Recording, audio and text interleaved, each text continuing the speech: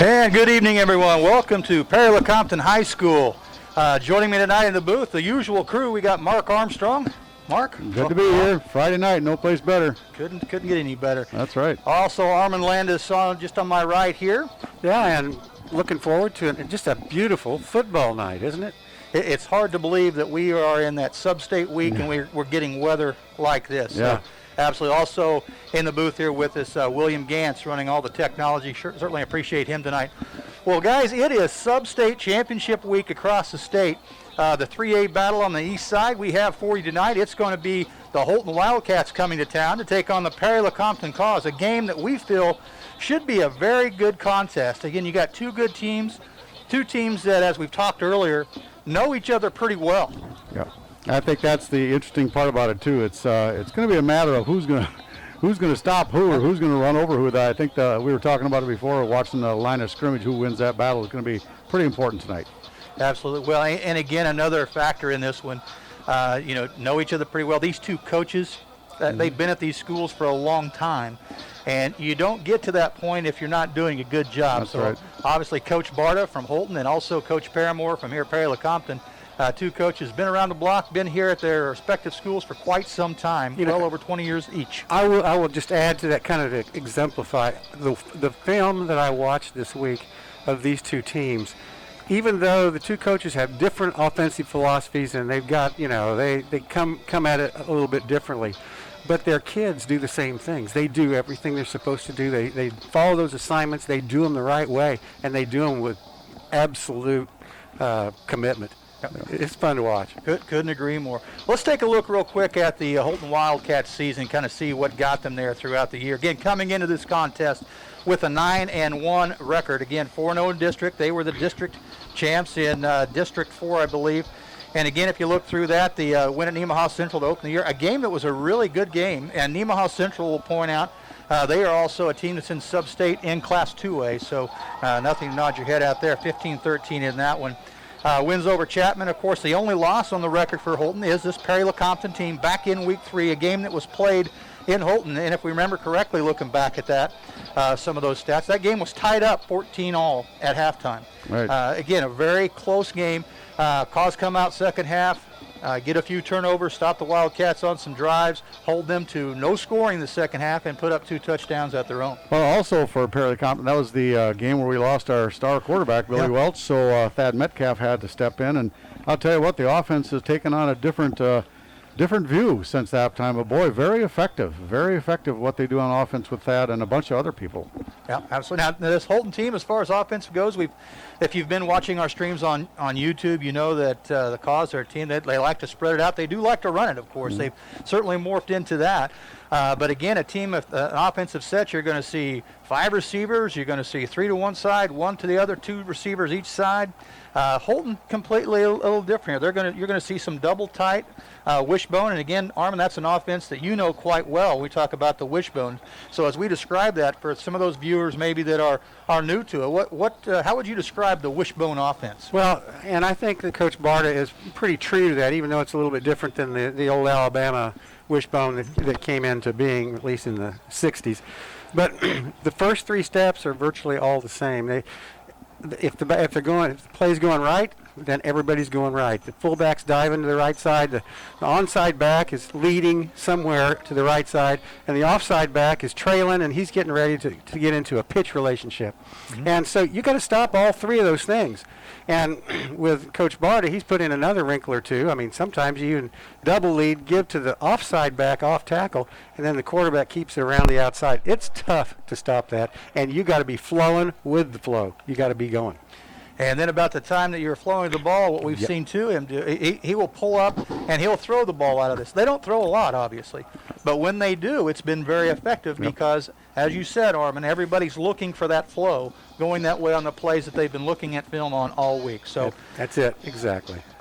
Also looking at the games, and we'll talk a little bit about the Holton run through the playoffs in just a second. But again, coming at that record 9-1. So let's switch over to the Perry-Lecompton Kaws. Again, coming in at a 10-1 record. Their lone loss was to Topeka Hayden back on October the 18th. That game was a 10-0 loss. We've talked about that many times on our stream. Good news is for the Kaws, they come back about 3 weeks later in the playoffs. and they get a little revenge for that loss. They take down Hayden, knock them out of the playoffs in a 20-7 win. Again, also I'd add, because of the win earlier in the season against Holton, this Perry-Lecompton team also Big 7 league champs this year, as I understand it. Yep. So nice to see that. And again, we'll look at the runs here. Coming up next, we're going to look at the rankings in Class 3A. 1, 2, 3. Got a little change here this week. When we're looking at number 1 team, again, that's Andale. They've been setting as the number 1 ranked team all season long. The Kaws have dropped as low as 3, but back up to number 2 after they got the win against Topeka Hayden. The new one at number 3 is going to be Wichita Collegiate. Collegiate at a 10-1 record, coming off the big win last week against Southeast of Saline, who has been ranked in the top 5. So again, the matchup tonight we'll look at will be Andale and Wichita Collegiate. Coming in at number 4, checking in here, another new team. This is the Holton Wildcats. Again, that 9-1 record we talked about last week. They knocked off Frontenac, went down, beat the Raiders 42-6 in that contest. Topeka Hayden setting in at number 5. Again, they have finished their season. So top 4 teams in Class 3A are the 4 teams that are left in the bracket. And, that's how it should be. I mean, realistically, you want your top 4 teams to play each other, and, of course, the top 2 teams to play each other. But any 4 of these, I think, are going to be a great matchup. I think they're just great teams. They have a lot of things that they can do. And if you're drawing up the brackets, that's what you want to see. Yeah. I agree. A lot of tradition there when you look across that. Okay, taking a look here at the east side bracket. Again, you can see all the teams as they line up in Class 3A on the east side. The Kaws, of course, starting off with that game at Rock Creek, winning 35-22. The revenge game against Topeka Hayden we've mentioned. And, of course, last week, Prairie View 49-14 win there, setting the Kaws up in sub-state. For the Holton Wildcats, first game opened up against Santa Fe Trail, a team that we saw in our district play. Beat Santa Fe Trail 62-25. The matchup against Baldwin. Baldwin got beat 49-8 on that one. And again, Frontenac, we mentioned last week to give you the top 2 in the east side. Again, I think both teams very well deserving of being in this spot that they're in tonight. Looking at the west bracket, Andale, of course, we'd mentioned that top-ranked team. They started off with the big win against Larned down in the Indians 74-7. Come back a district matchup for the second time. Andale Downs Clearwater 53-0. Last week against Riley County, a Riley County team, I believe, that only lost 1 time going into that contest. Andale takes them down 42-0 to put them in the sub-state game. Wichita Collegiate starts out with Pratt, again 50-0 there. Big game against Cheney, 35-20 on that one. The game we mentioned, a very good game, I believe, came down to the last drive in the game with Collegiate going out in front, downing Southeast of Saline 27-22. Any picks on that one, fellas? Well, I was saying earlier that I'm probably not in a gambling mood tonight. I mean, Andale was perfect last year, and they're perfect this year. And it seems like anything that's come up against them, they've been able to handle it.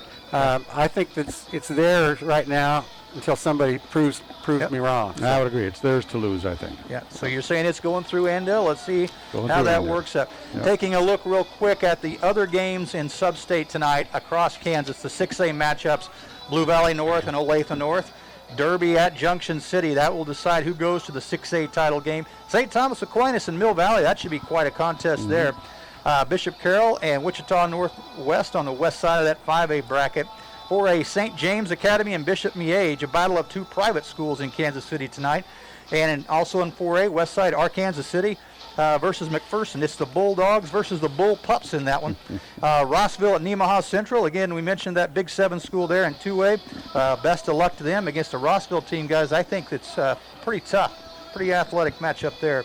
Hoisington at Beloit, another rematch of district competition. And in 1A, it's Linden at Opie and Inman at Oakley. Quite a little drive there for the Inman Tuatons going out to play the Plainsmen in Oakley. Oh, it'll be quite a night of football. It should. All across the state.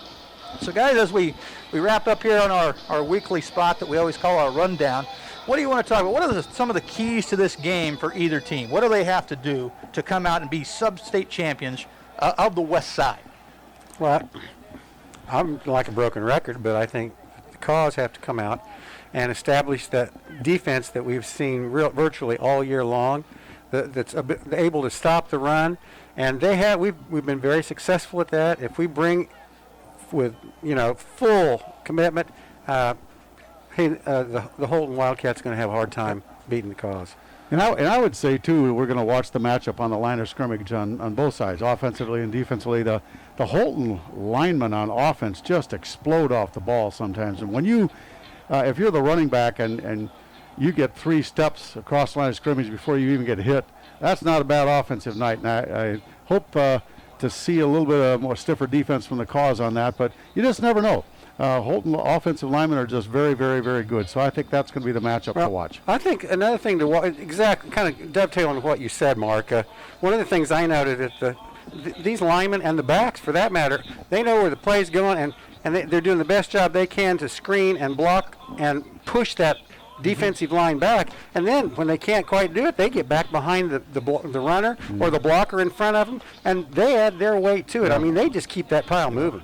So it's a tough offense to stop. It is. You've got to be tough mentally and tough physically. So for my money tonight, that's where I'm watching. All right. Yeah, great points. It should be a great one. Again, folks, it's the Holton Wildcats and the Perry-Lecompton Kaws coming to you here from Perry-Lecompton High School. Class 3A sub-state champion coming up just a few.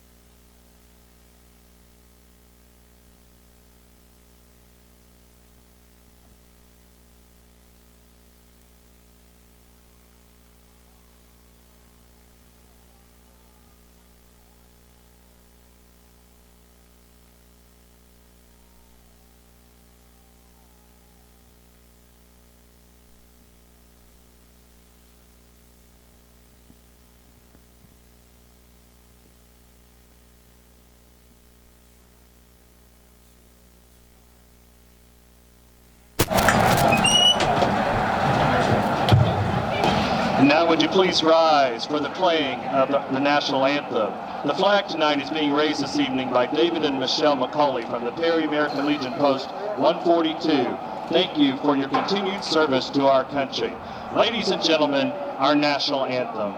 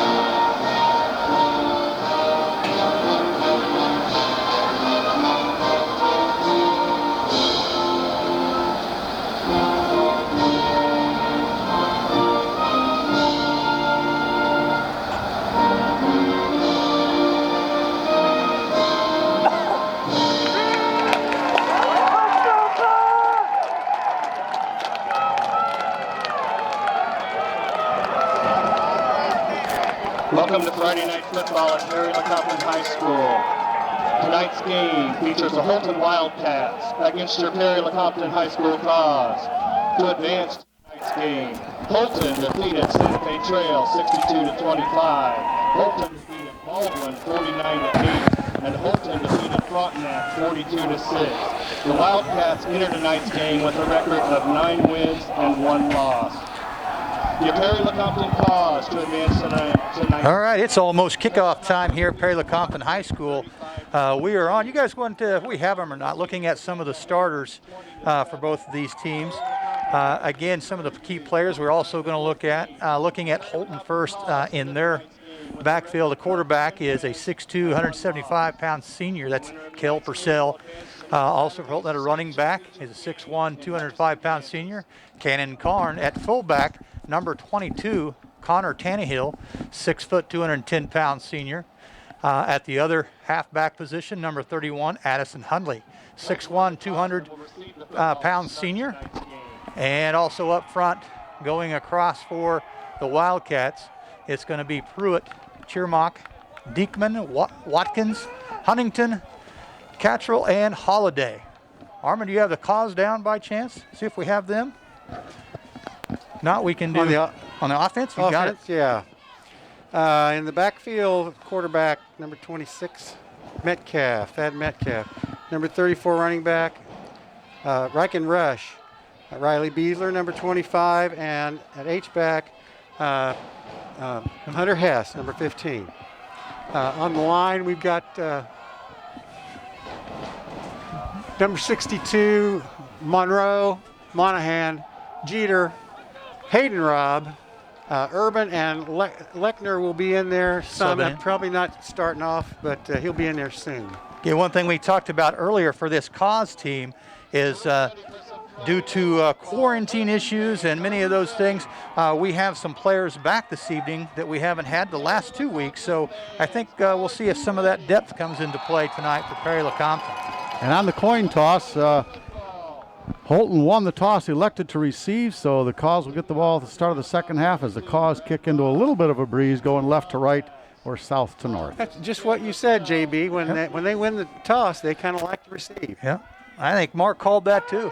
Yeah. Back deep, number 11, Leartz. Nice kickoff by Robb, taken back inside the 15-yard line. Blue shirts come up quickly, and the Holton Wildcat return man goes down just short of the 25.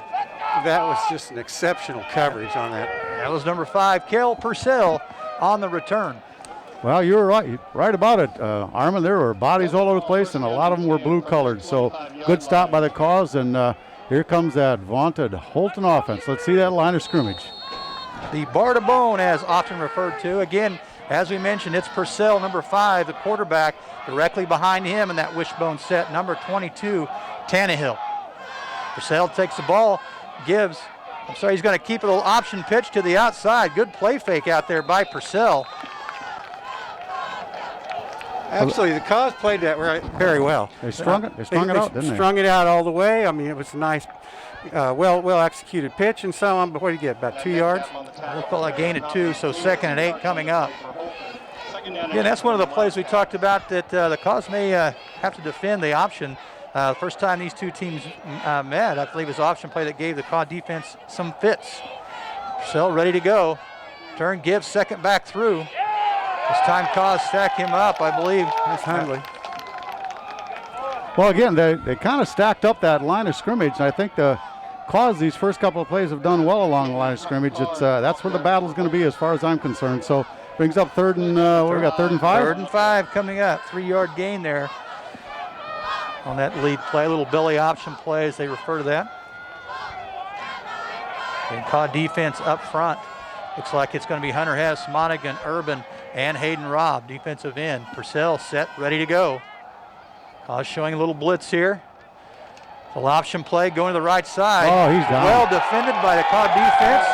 That was number 10, Williams. Dawson Williams coming up, also making a play, taking away the pitchback was number 1, Parker Stone. Good defensive play. I'll tell you, the key on that, again, was that inside front just neutralized him, kind of pushed him out to the outside and made him run, and he had no place to go. Nice job by the Kaw defense. That's what the Kaws have to do all night long. They're going to have to play that run just like that.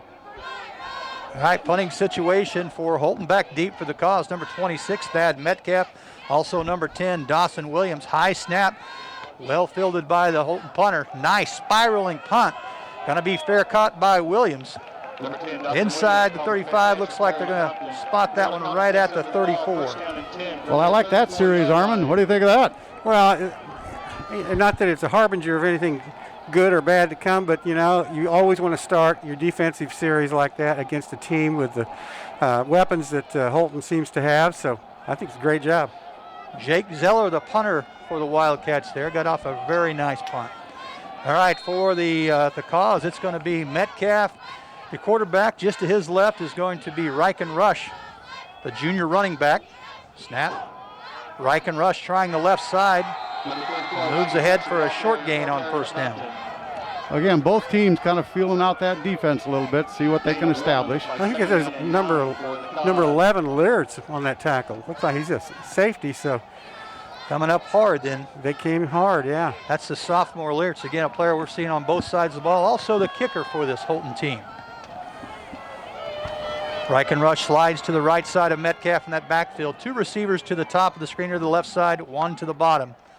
Little counter play, give to Rush again, left side, staying with behind that big offensive line of Urban and Hayden Robb. That's kind of interesting. Both teams end up with 3rd and about 5. Cause that maybe 3rd and about 4. So we'll see what Perry-Lecompton can pull out of their hat. See if we can get a little drive going here. But Holton defense is tough up there, fellas. Well, I'll tell you. They're going to do that. There's no doubt about it. They can stop the run if they have to. But they're going to have to play them honest all the way through because we may be throwing the ball. You just don't know. All right, 3rd down and 4 coming up, we'll call it. That Metcalf takes a snap. Yeah, false start. Yeah, I think we got a little jump here on the right side of this offense. Well, the first penalty of the night hurt the Cause a little bit, but that's certainly not ungettable. 3rd and about 9. I think Parker was really excited about getting out there again after 2 weeks. Glad to be back, isn't he? Glad to be back. I'll hand it to him. Well, I still like our matchups on the outside. I don't think they can go one-on-one with Stone on this side and Williams on that side. They got a lot of ability, and cover them one-on-one is a tough deal. Let's see what we can do against this defensive line here, this rush. It'll be Williams to the top of the screen, Parker Stone to the bottom. Metcalf looking to throw. Has Parker Stone out here in the flat, trying to get a move on. Oh, he's short. He's going to be about 2 yards short. That was a nice tackle by number 11. That saved the first down right there. That was a great job. Liertz, he must be the athlete, though. He's the punter. He's on offense and defense. He's a sophomore. Just a sophomore. So Kaws will be forced to punt on their first series. And Lears is going back deep for the Wildcats. Parker Stone on to punt for the Kaws. He'll be setting up right about the 29-yard line. See if he can get off a clean ball here. Low snap, Stone picks it up, gets away a line drive. Going to take a bounce and fielded by Liertz. Oh, look at that. There. There's the flag. Official saw it. He did. Yeah, that was so evident that I knew he wasn't going to get away with that one. Yeah, just wrong spot in the field. Doggone it. Perry-Lecompton tackle by number 10, Dawson Williams. Officials talking about where the spot was, where we'll mark it off from.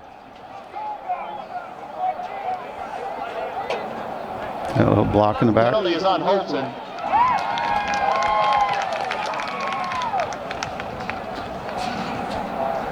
Let's see, the officials mark this off. Going to be inside the 15 at the 13-yard line. For Holton from their 13-yard line. So this will be the Wildcats' second possession here of this game.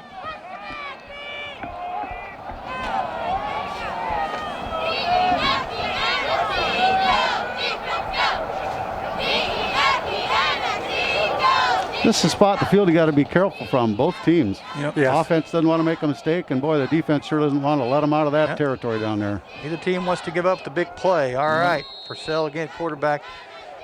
Yeah, kind of a unique situation. Quarterback about a yard or two behind the center. Crouched down and gives the ball off inside. Fullback stacked up, little to no gain there on first down.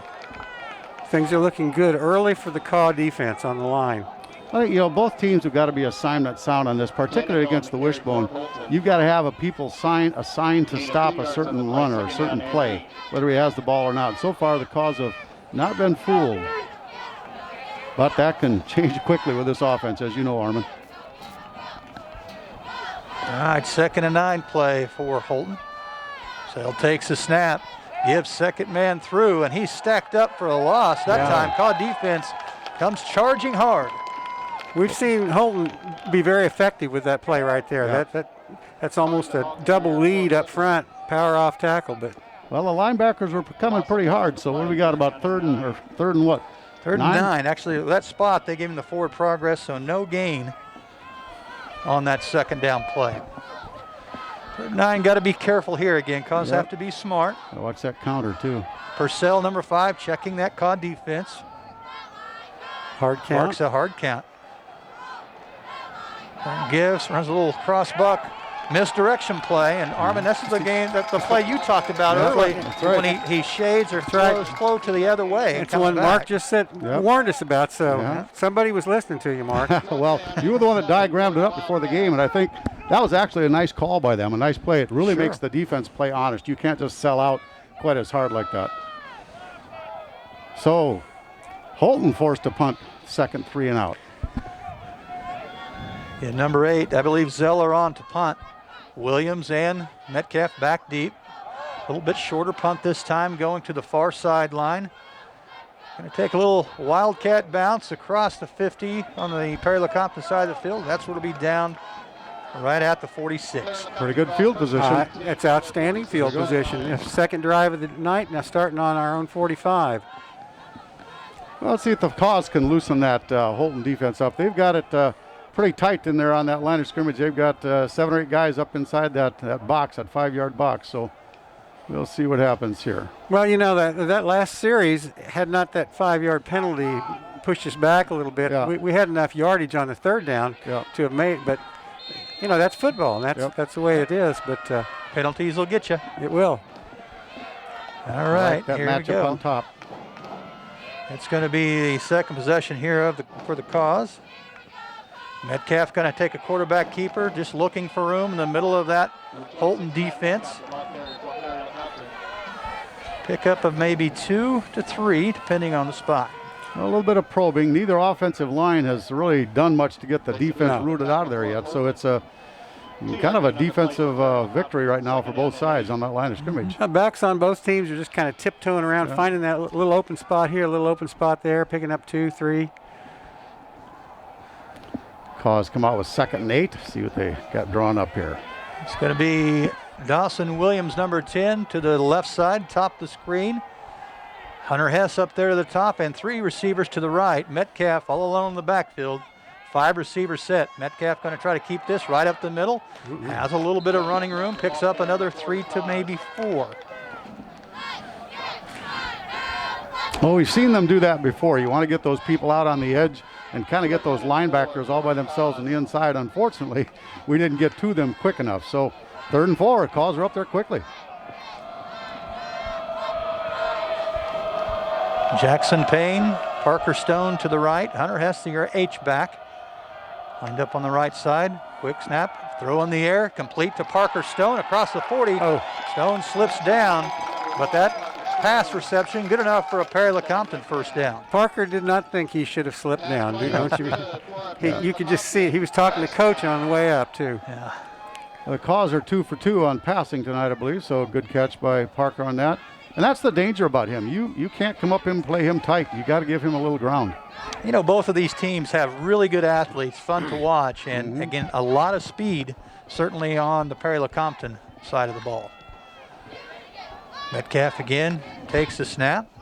Looked to throw it this time, pass batted down. He was going the way of Dawson Williams, number 10, looking for a slant route there. And he had him. That was a great defensive play. I didn't catch the kid's number, but he came in just tough enough and batted it down. Had he not, that was going for a few more yards. I like the design of it. A little fake on the inside to hold the backers, and they couldn't get out there to help on that slant. Otherwise, they'd have taken that step backward and knocked that down too. And it's going to be number 5, Kel Purcell, lined up across from Williams at the top of the screen. So a pretty good matchup there, 2 good players. Parker Stone at the bottom. Defense playing with a lot of room. Pass going to fall incomplete. Pretty well covered that time. I think Holton kind of knew that little swing pass was coming. And he missed him. He missed him badly. Yeah. That was not a good throw by Thad, and he knows it. He's kind of disgusted with himself. So after going 2 for 2, now all of a sudden he's 0 for the last 2. So maybe I put a little jinx on there. Better be quiet about that passing attack. Huh? Let's don't do that, Mark. Yeah, All there right. we go. 2 incompletions going to bring up a 3rd down and 10 for this Kaw offense. Well, it compliments to the Holton defense. They've shut them down all of a sudden. All right. Metcalf checking that defense. Calls for the ball. Going to look to throw quickly out to Dawson Williams.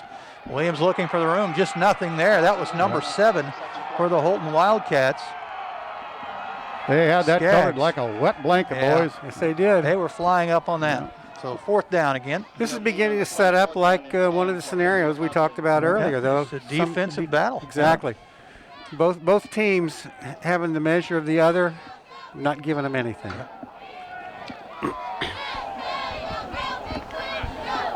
And Kaws coming away with 1 first down on that 2nd possession. Back deep for the Wildcats. I believe that's Leartz, number 11. Low snap. Stone picks it up, just trying to place this one down inside the 10, and that's where it's going to bounce, roll around a little bit inside the 5, down to the 4. So nice punt by number 1, the senior Parker Stone. I tell you, that is just exceptional football. Just a little pooch. Yep. Parker Stone, he's done a good job of punting all year long, but tonight that's already pretty incredible. And as both of you know from coaching, one of the things, it's easiest to line up and just try to kick it as hard as you can. Sometimes it takes a little more to try to place it and get that roll to stop where you want it to. And again, the senior Parker Stone did a nice job there. All right, here we go, 4-yard line for the Holton Wildcats. In double tight, wishbone or barterbone formation as they call. Purcell turn, going to give to the second back through on the right side. That's going to be Karn. Stood up, but a nice gain there on 1st down. Got a little bit of a hole. He actually just bounced it out a little bit. I think the Kaws had bodies there. They just didn't bring him down. So Karn's a tough runner. He's well balanced. He's got speed. He's got power. He's a good-sized kid. He really runs hard. And the matchup of these teams, the first time, week 3 of the season, I believe Karn had over 120 yards. Yeah, he was definitely their best back that night. And in the backfield, it's Purcell, Karn as the right halfback. Tannehill, Hundley, turn, give. Looks like is that the fullback, I believe, Armin? Yeah, Tannehill. 22. I think that's going to be pretty close to a 1st down. Yep, it is. Yeah, so there comes the Wildcats' first down of this game. Nothing real difficult. They just put their head down and go. Their lineman got off the ball that time, and they won that battle of scrimmage. So Kaw defense is going to have to stiffen up a little down here if we're going to keep them down this end zone. And Holton staying in that double tight look. Full house, or all backs in the backfield behind Purcell. And going to try that left side fullback up the middle. That was Tannehill. Another nice gain on 1st down for him, picking up 8. Yeah, that's tough play. Tannehill is also tough at that fullback slot, Armin. But that's a tough one to even find out there. Well, he's one of those kind of kids that he's an exception. He's a very good runner, hard runner, but he sets up the Karn. He sets up Hundley because when he's effective, then we got to do more to stop him first. I'll point out Tannehill also has been a starter since I know his sophomore year, so plenty of experience for number 22, Tannehill. Hundley moves to a right wing over there. They break the bone, so to speak. Little option play, going to the outside, pitch to the outside to Karn. Karn going to be taken down, but I believe he's going to have enough for the 1st down after gaining 5. You know, the Kaw defense stretched it out real well, but boy, what a great pitch. Yep. Great pitch relationship. He got just enough for that 1st down, and the Holton offense now on a little bit of a roll here. 10 for Holton from their 27.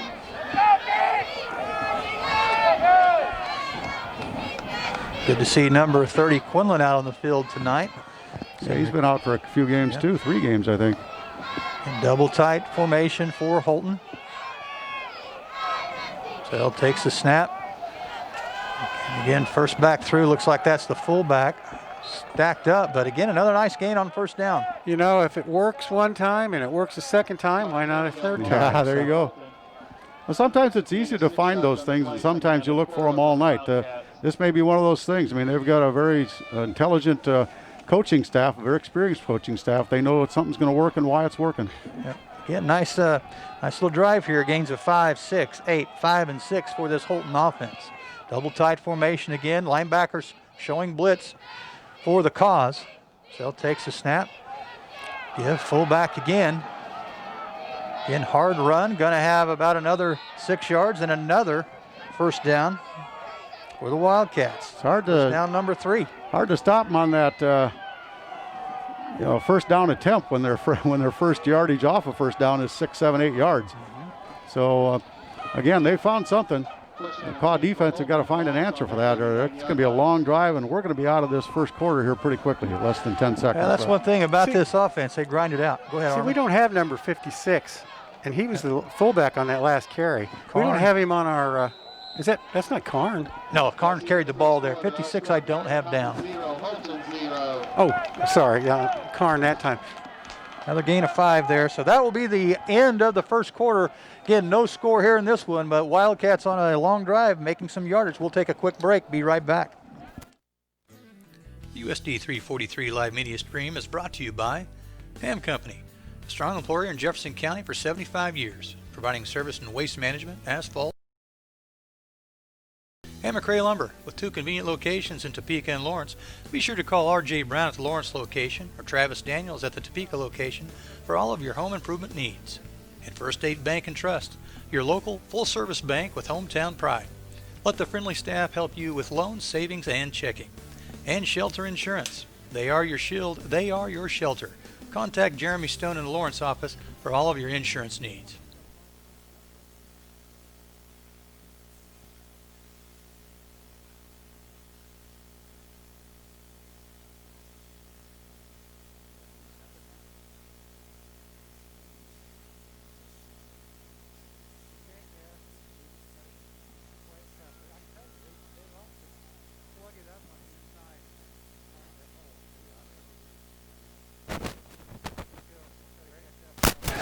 Federation's having some issues there on their end, it looks like. All right, again, we're going to have a second down, and looks like we'll call it 5 coming up.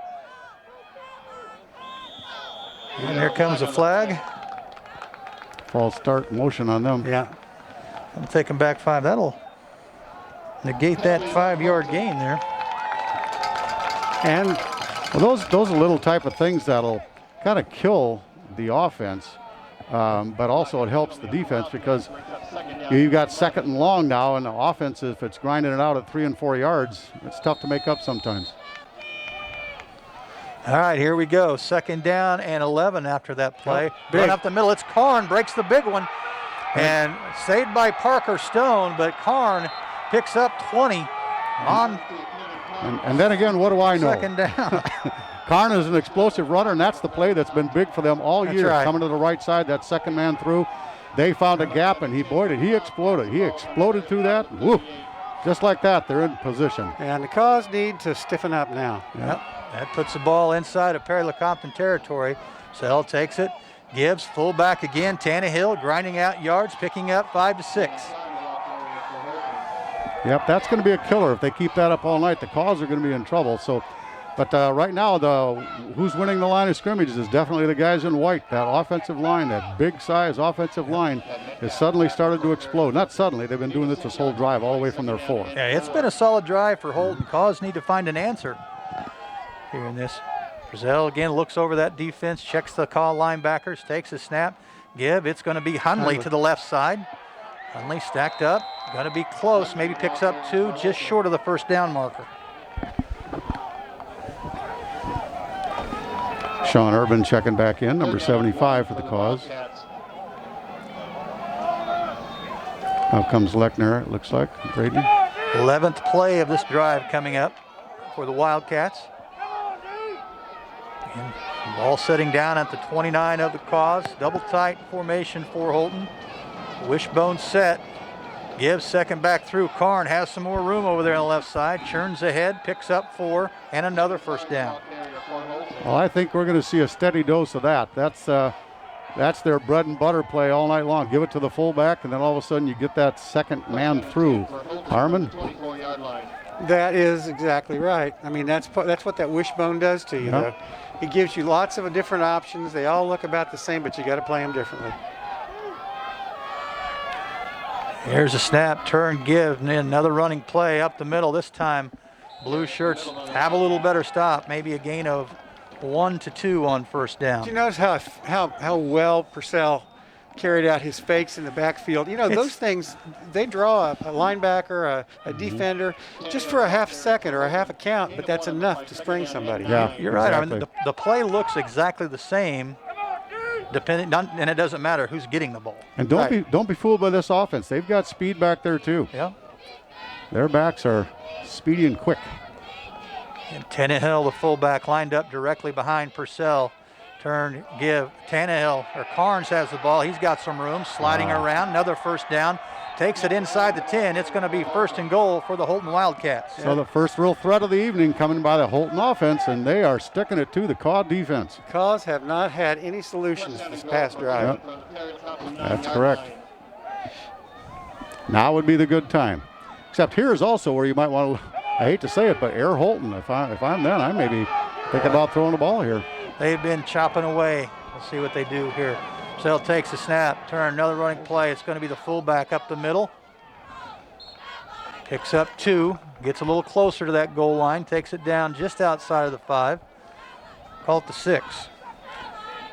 Well, you know, we've run across another great offensive team this year in running the ball, and that was Hayden. Hayden ran that ball exceedingly well against us, but we always seem to come up with a stop. All right, here we go. 2nd and goal play for the Wildcats. Purcell gives. It's going to be Hunley left side. Here comes the flag. Well, I like the placement of it. Usually that's something on the offense. We'll see. Usually a hold. Yep, they caught it. Penalties on Holton. Because that play, I'll tell you what, he sure came clean in a hurry, and he was in the end zone. So the Kaws catch a little break. It's going to remain 2nd down. So it's going to be a 10-yard penalty from the spot of the foul. So the spot of the ball just going to be depending on where this took place. It looks like they're calling it right at the 5, so it's going to take it back to the 15. So it's still 2nd and goal, correct? Mm-hmm. Yep. 2nd and goal from the 15. Again, Holton stay in this double tight wishbone formation. Hunley, Karn, Tannehill behind Purcell, the quarterback. Turn, it's going to be Karn pounding ahead, gets it down to the 10, gets 5 yards closer.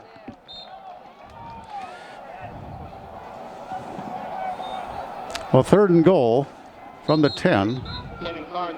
Trying to Is that see who's Beasler? I think it's Beasler. that or Folks. Is that 27? 27. Is that 27? Yeah, Yep. Jackson Folks down, That is. injured on this. Oh, that's too bad. Don't need to see Jackson down there. All right, we'll take a quick break here and be back with this one shortly. First State Bank and Trust is an independent community bank serving the Perry community, Jefferson County, and Douglas County for many years. They have a long history of community service dating back to 1934, and that service continues today in 7 locations throughout northeast Kansas. Those locations are Perry, Lawrence, Tonganoxie, Baser, and Kansas City, Kansas.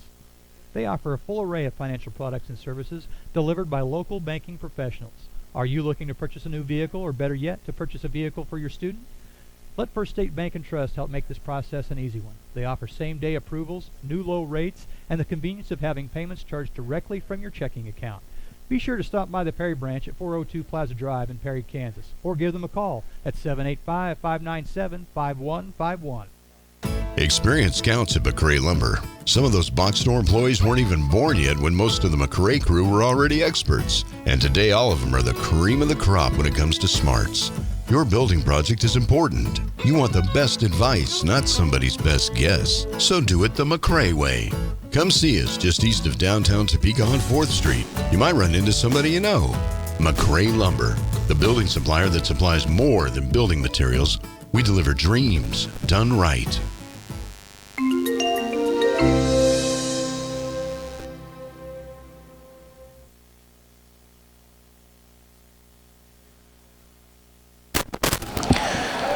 All right, Jackson Folks making his way off the field a little slowly there. Wish that young man the best. Hopefully he can get recuperated, get back in. That's a big one. He's been the all spark over plug. there. He's Yep. been the spark plug of that defense, I'll tell you what. Time and time again. Hate to see him go off.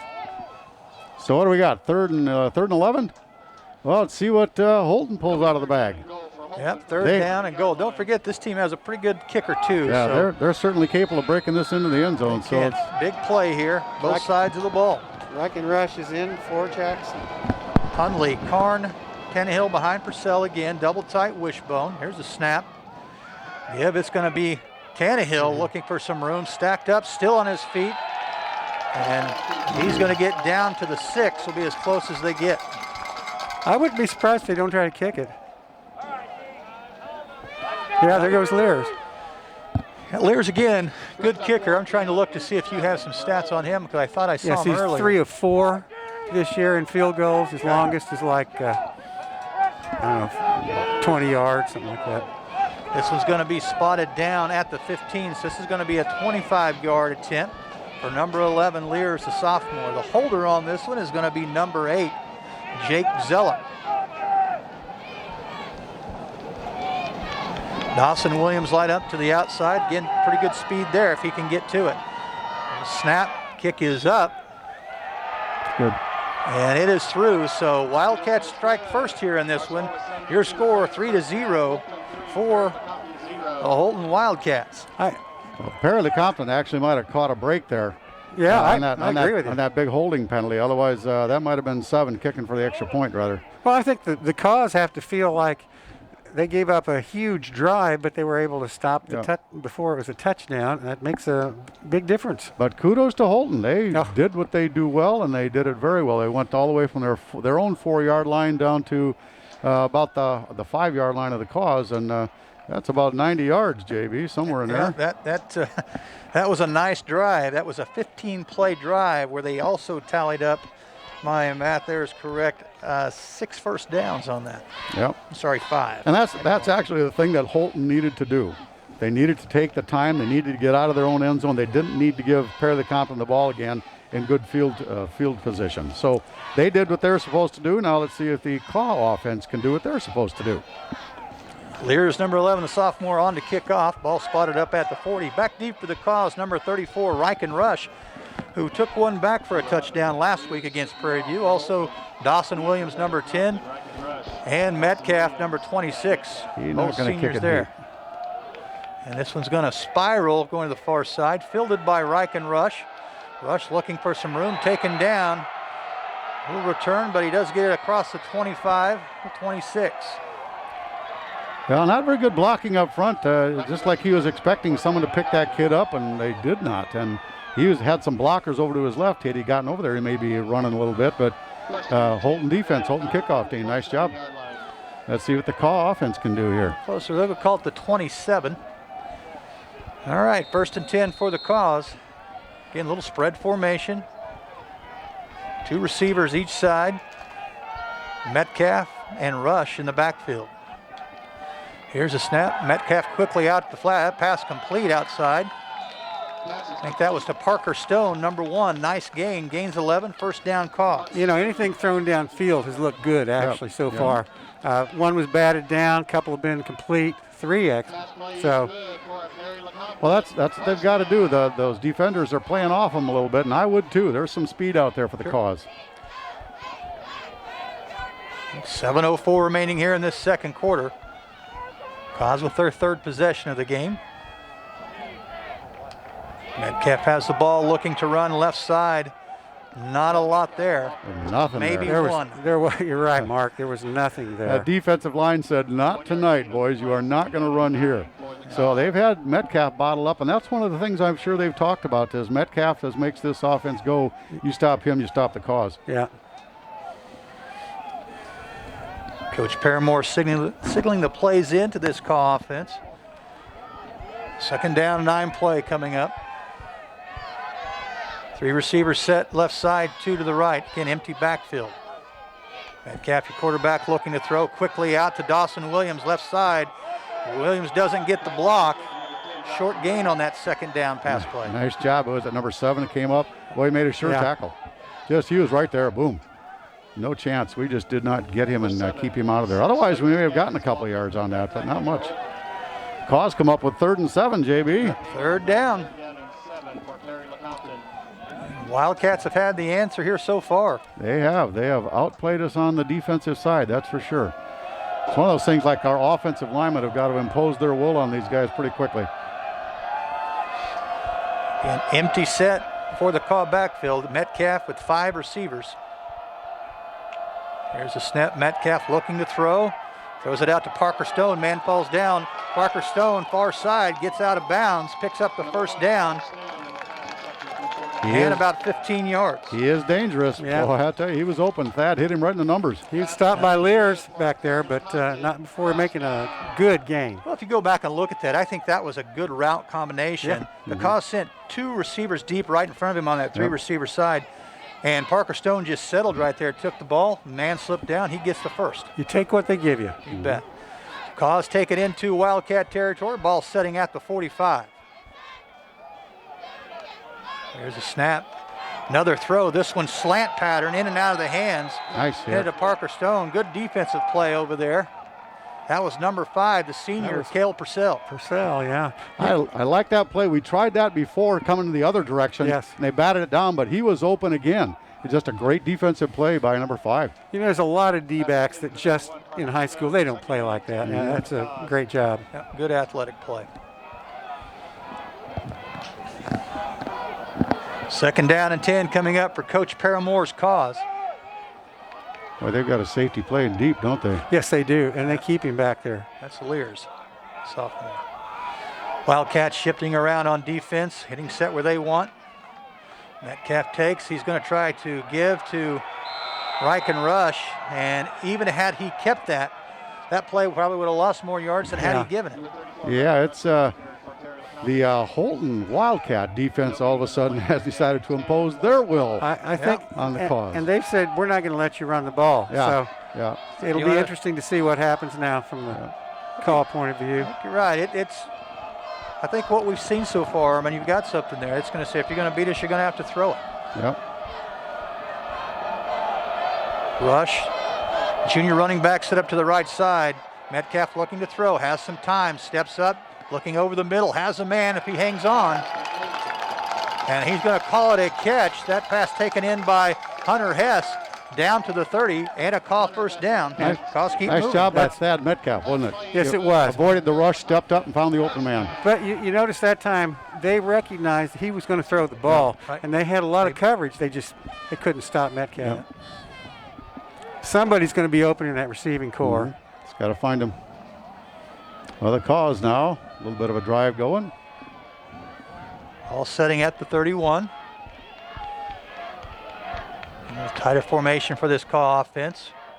Metcalf, little sweep play, Hunter Hess, and there's nowhere. Just a lot of white shirts on the far side of the field. As they say, that did not fool anybody. No, blown up. And it was slow along the line of scrimmage. The white jerseys came across, and nobody was able to neutralize them. Loss of 6. Boy, that was all defense. Let me tell you that. This is a hole to dig out of right here. This second and 16. Got 4 downs probably. 3 receivers to the left side, 1 to the right. It's Parker Stone all alone to the top of the screen. Metcalf and Rush in the backfield. Metcalf going to look to throw. Flags come in, going to stop that one. What happened? Something on us. Not sure what. Yeah, Motion. Got to be start. offense. Well, the Kaws all of a sudden digging themselves a hole. Not the direction we wanted to go, boys.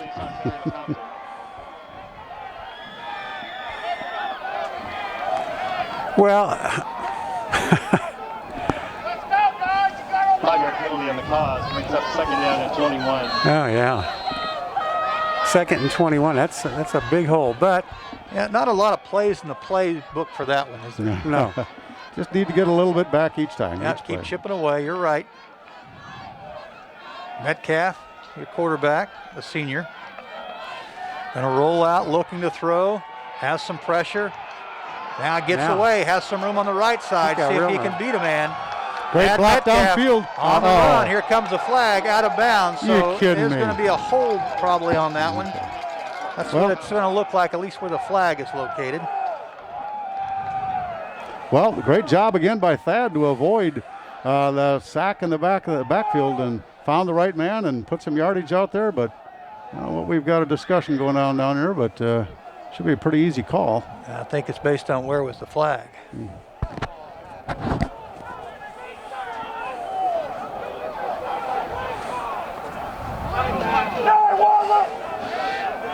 Yeah, certainly some fans disagree with that. Well, Well, they were tangled up and they were going at it out there. I thought he's had his hands in his chest, but evidently not. Penalty on Perry-Lecompton. it still was good for what? Well, it's good for 6 or 7, so still second down, Yeah. gain a little bit there. Yeah, it's going to take you down to a 2nd and 11.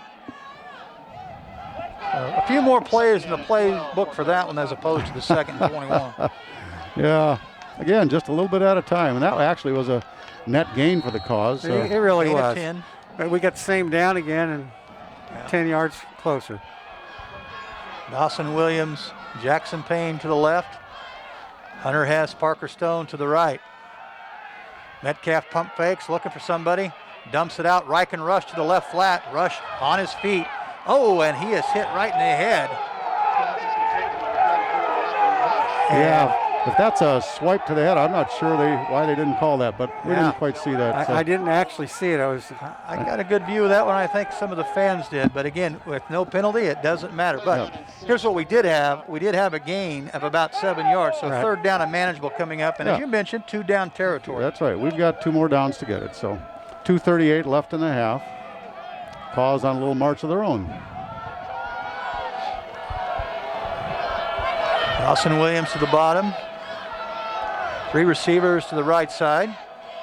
Wildcats showing a little blitz here on this. Let's see if they come. Metcalf has some time. Parker Stone takes it out of the He's in middle. there. He's gone. Stone with the slant and the speed takes it in the end zone. Kaws go on top here in the 2nd quarter. I'll tell you, that slant has been open It has tonight. been, yeah. And actually, everything worked just the way it should have on that particular play. He had enough time to throw the ball. He had to work a little bit at it, and boom. And Parker doesn't look like he's suffering any ill effects from 2 weeks off, does he? Nope. He's Looks an like he athlete. kind of wants to play to me. He is an athlete. Nice throw again by Thad, right on the money.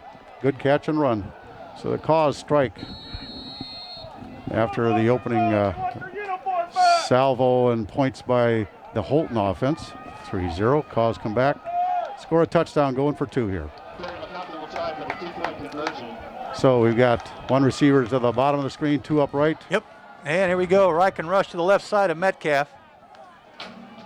Metcalf going to look to throw. Pump fakes now, rolls out, looking for someone. Has him. Dawson Williams takes in the 2-point conversion. Kaws go on top. 8-3, 2:14 remaining here in the 2nd quarter. Well, fellas, the Kaws have a lot of weapons out there, and a lot of it's speed. It's hard to cover everybody. Well, they did respond to the challenge. I mean, the challenge was, we're going to stop you at the line of scrimmage. We're not going to let you run this ball. Right. And so we didn't. Excellent job. And we've got some great receivers. Thad Metcalf can get, he can stay alive even when it looks like people are all over him. So, Well, I think they may have to, do something defensively. I don't know that they're going to cover no matter how many people they've got there. They're going to have to put a little bit better pressure on Thad, I think. And we may see some stunting linebackers in the 2nd half. We'll just have to wait and see what kind of adjustments Holton makes. But now the Kaw offense has to contain the Holton offense, or the Kaw defense has to contain the Holton offense for 2 minutes, 14 seconds. So who knows what they can do. They got some talented kids. I would be surprised, not because Holton doesn't have the talent, but also I would be surprised because the Kaws also have that defensive talent. Sometimes to run a drive like the Holton just drove, that 90-yard drive, it takes a little bit of luck as well as some great execution. So Certainly a lot of time if you can pin Holton back here. Again, if you remember that last drive, took the majority of the end of the 1st quarter and a lot into the 2nd because they scored that with 7:18 remaining in the 2nd quarter. Well, here goes the Kaws kicking off this time. Number 2, Brad Robb set to kick off. Back deep, Wildcats. That's going to be Lears, number 11, and Purcell, number 5. And they're dangerous.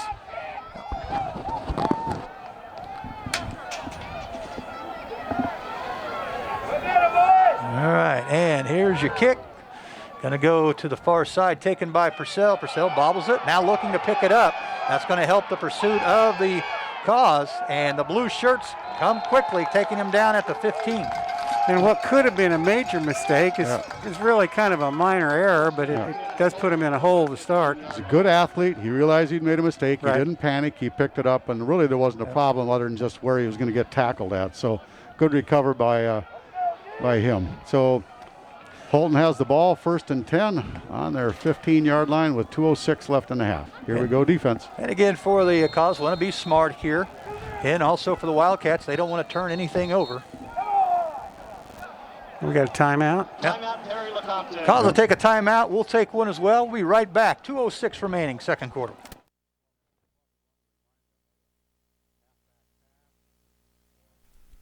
Ham Quarries provides quality finished limestone products that are required by the Kansas economy. For over 70 years, Ham has been a reliable producer of construction aggregates and used in concrete, asphalt paving, foundation for building pads and homes. They have literally covered thousands of miles in county and township roads. Do you have a rock or gravel driveway too rough for your car? Let Ham help you find the type of rock material that is best suited for your drive. They can even help you calculate the amount of rock covering needed for your project right over the phone. So let's help that driveway get smooth again. You can connect through the company's website at nrham.com or give the Ham Company a call at 785-597-5111.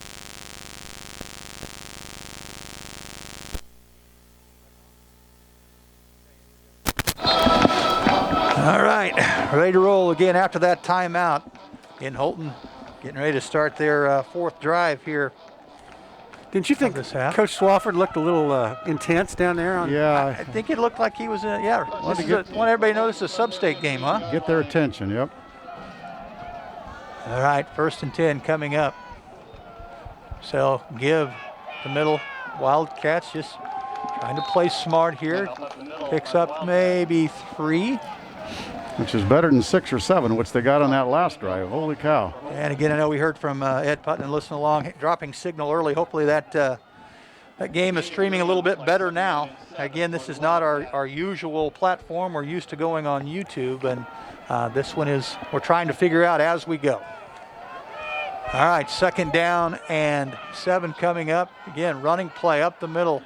The Kaw defense steps up, not giving up the big play. Does give up a few yards. We'll call it a gain of about 6. Again, that's just some deceptive running in there. It's like, doesn't look like it's going anywhere, and all of a sudden the ball is up for 4 or 5 yards. So nice job by the Holton offense. The Kaws can hold them here. I wouldn't be surprised if we see a little timeout. Make them punt, see if we get a break here. 3rd down and we'll call it 3.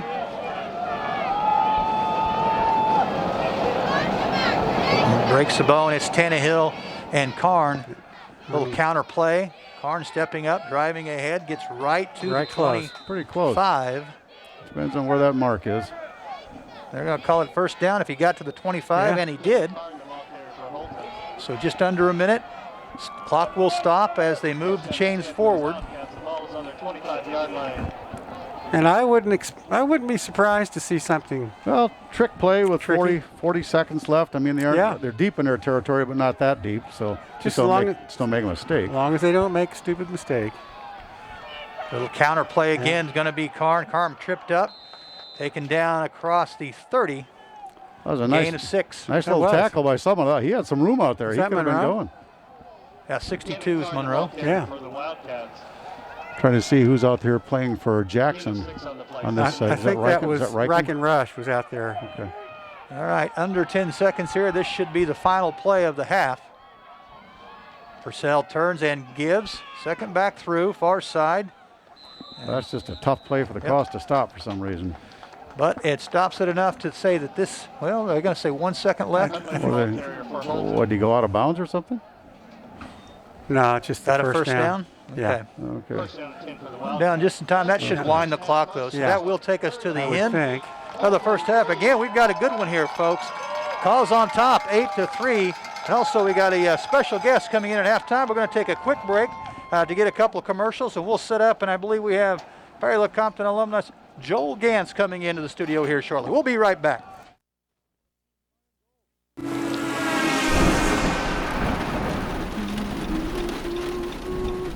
Your voice lets him know he's safe.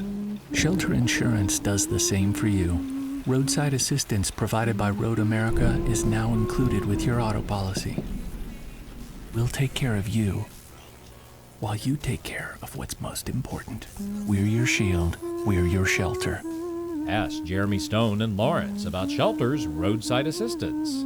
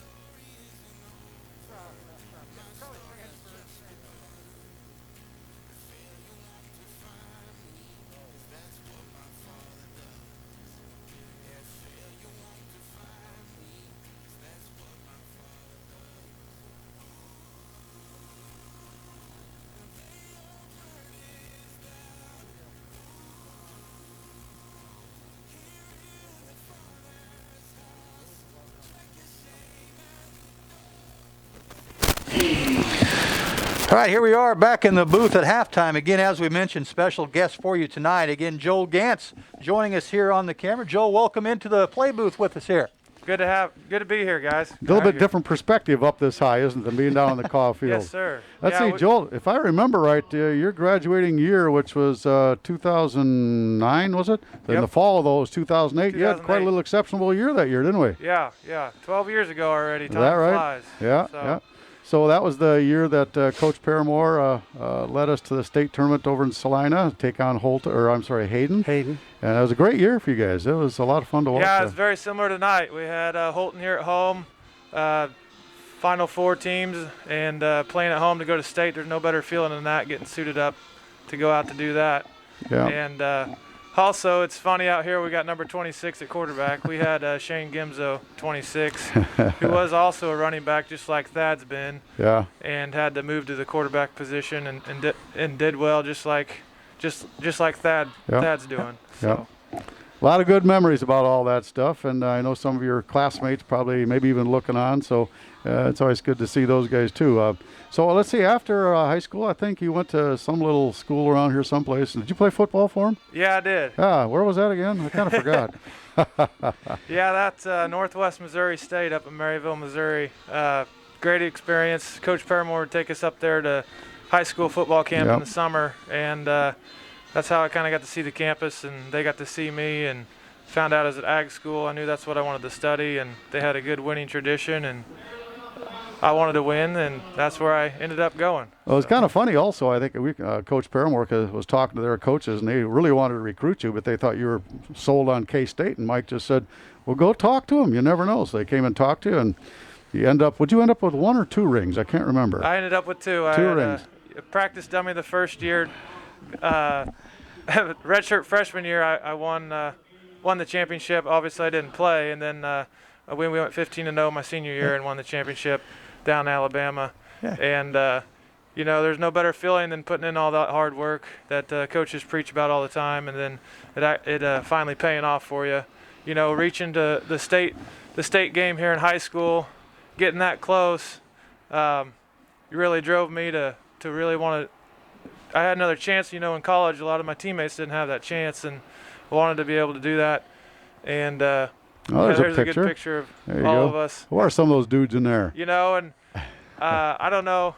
I haven't really admitted this to too many people, but that group of guys there, we all grew up together Mm-hmm. for 12 years through school, and there's a certain camaraderie there that you don't really have in college with those teammates. And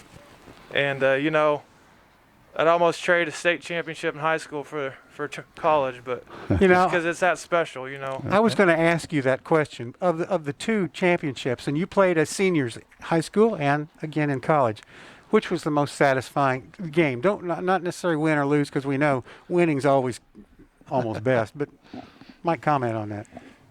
Yeah, that's a good question. Man, like I said,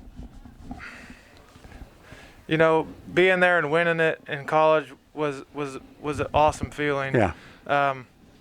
Beating Holton to go to state, breaking through that barrier of beating Holton, and being the first team to go to state here at Perry-Lecompton in quite a while was pretty special too. So that's a tough question. I don't know. Well, I didn't mean to give you too tough a question, but it's interesting to hear, because we love our kids, and we just want to know that they're enjoying themselves and doing well and prepared for the future. Yeah, well, as we all experience, there's nothing better than Friday night under the lights with your buddies, getting out there and getting after it. Well, you talk back about that Holton game, that championship game here. It seems to me we were on the field an awful long time celebrating after that. Had fans out there. We couldn't get anybody off the field. Yeah. It was really, had to grab the guys and say, come on, let's get up to the locker room. I bet we were down on the field for 45 minutes. Yeah. Crowd was out there. It was all a lot of fun. It was a little bit colder, too. If I remember right. It was. We it have was a great cold. night here tonight in the 40s or 50s. That's for sure. Joel, I saw one of those pictures earlier. It was actually you and your wife, Kristen, holding that trophy. So, again, as you know, Kristen has joined our staff here at Perry-Lecompton. Certainly glad to have her back. Is she excited about being back home, too? Oh, yeah. Yep, that's always been her vision, to be closer to home, and it'll help out on the van and the tires and everything else. No, the kids are here now at the daycare, which that's been really well. They're at Perry grade school, and then she's right down the road, so she can go get them. And and she likes the staff, and she really enjoys being back teaching where you grew up and all of that. Well, we're certainly lucky to have her. And tell you mentioned that daycare, preschool over there. Had a chance to go in today on Fridays. I typically go over to the preschool. I don't know if you guys know that, but so today I was over there in the 3-year-old room, I believe, and I saw a little guy down there. We were playing turkey in the hay. So, and the little guy was Gunnar Gantz, believe it or not. Sitting there. So if you talk to your son tonight about turkey in the hay, he actually taught me the game today, how to play that. So, yeah, I can imagine. He's a pretty talkative guy. He's a sharp young man. He's got all the shapes down and the colors. He's ready to go. Yep. So you worked with him well there. And again, talk to us a little bit, Joel. You mentioned coming back home. You mentioned Northwest Missouri being an ag school. So today we were out delivering those Thanksgiving meals as we usually do. And my trip happened to go west of town. So I went west and went by Gantz Farms and went up Buck Creek Road. So tell us a little bit about the operation you guys got out there. What all are you into?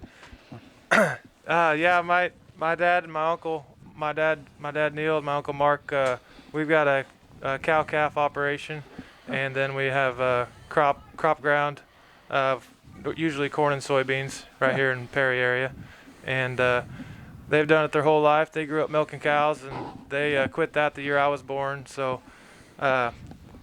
they've moved on to beef cattle since then, and just continued to grow, and that's just something I grew up always wanting to do, and absolutely. And so it's kind of nice going to work every day doing what you want to do. I saw your dad, Neil, in Casey's earlier this summer, and I asked him what he was doing today. He had a whole armful of stuffed snacks, and I said, "Is that you got for snacks?" "No, this is lunch. We don't have time to eat." He said, "I got to go plant a garden." "How big of a garden you planting?" He said, "I think it's 2,400 acres." Okay, put things in perspective for me, so it's kind of funny.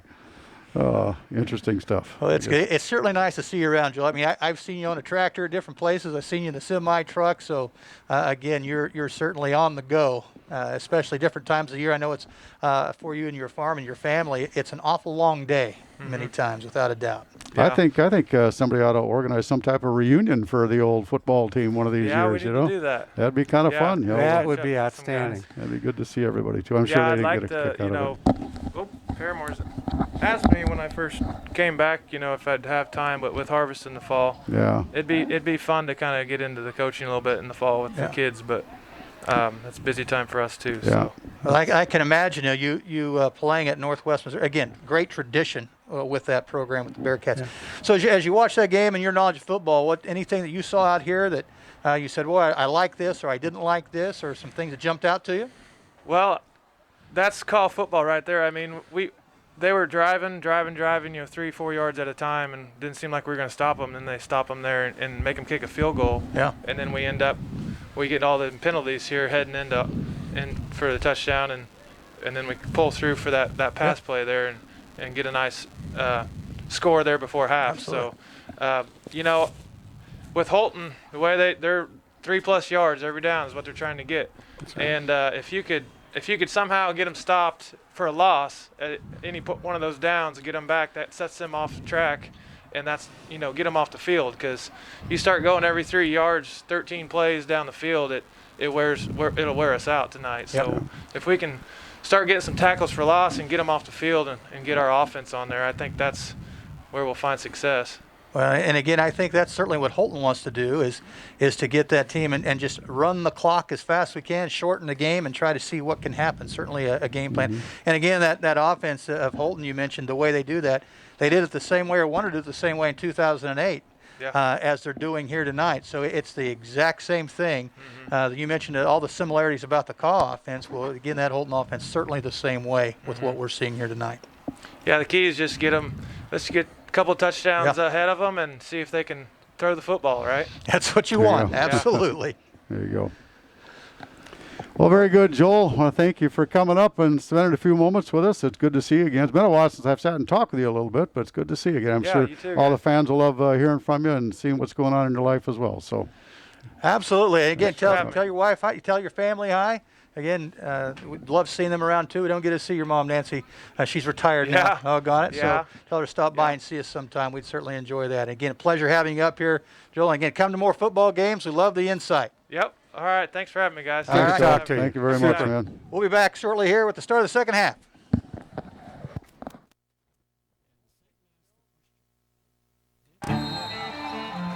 How do you measure success? In points? In wins? Or trophies? At Shelter Insurance, we measure success in the quality of our products and services, in our community support, in being there when you need us most, and the occasional trophy. For free insurance review, contact Shelter Agent Jeremy Stone in Lawrence. USD 343 Live Media Stream is brought to you by Ham Company, a strong employer in Jefferson County for 75 years, providing service in waste management, asphalt, road construction, and quarries. And McCray Lumber, with 2 convenient locations in Topeka and Lawrence. Be sure to call R.J. Brown at the Lawrence location or Travis Daniels at the Topeka location for all of your home improvement needs. And First State Bank and Trust, your local full-service bank with hometown pride. Let the friendly staff help you with loans, savings, and checking. And Shelter Insurance. They are your shield. They are your shelter. Contact Jeremy Stone in the Lawrence office for all of your insurance needs. Thinking about a new deck? McCray Lumber is your deck headquarters with the most advanced products in the industry. See a wide variety of built examples that you can touch, stand on, and use to visualize your deck project. McCray is your local lumberyard. Our experienced and knowledgeable team will answer your questions and find solutions for all your building needs. From new construction to remodels, McCray has been Lawrence's answer for all things building related for over 70 years. Don't settle for the big box runaround. Get it right with McCray Lumber in Lawrence. Are you looking for a full-service bank who offers free checking? Then look no further. First State Bank and Trust free checking account is a simple, convenient, no-frills account. This account features no service charge and no minimum balance. First State Bank and Trust also makes banking convenient with online banking and mobile apps. Once you sign up for online banking, you're able to use your mobile device. Just search for First State Bank and Trust in the App Store or Google Play. Stop by any of the First State Bank and Trust locations to open your account today. And don't forget to ask about the Kaws Spirit Card. First State Bank and Trust, where banking is still a people business.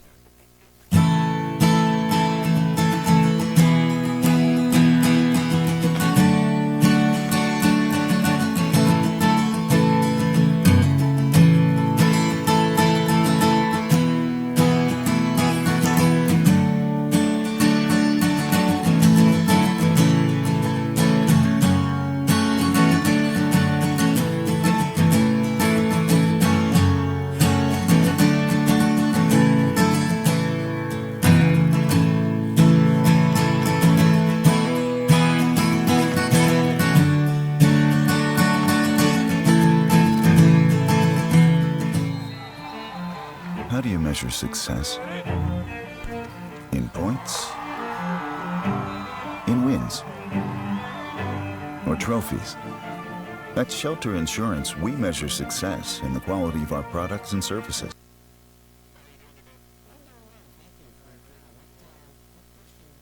All right, here we go, getting ready to start the second half. Got some quick stats for us, Mark? Not too many, but really not surprising, Armand. Everything's pretty even along here. Holton, 135 yards total offense. Perry-Lecompton, 117. Holton, 28 plays. Perry-Lecompton, 20.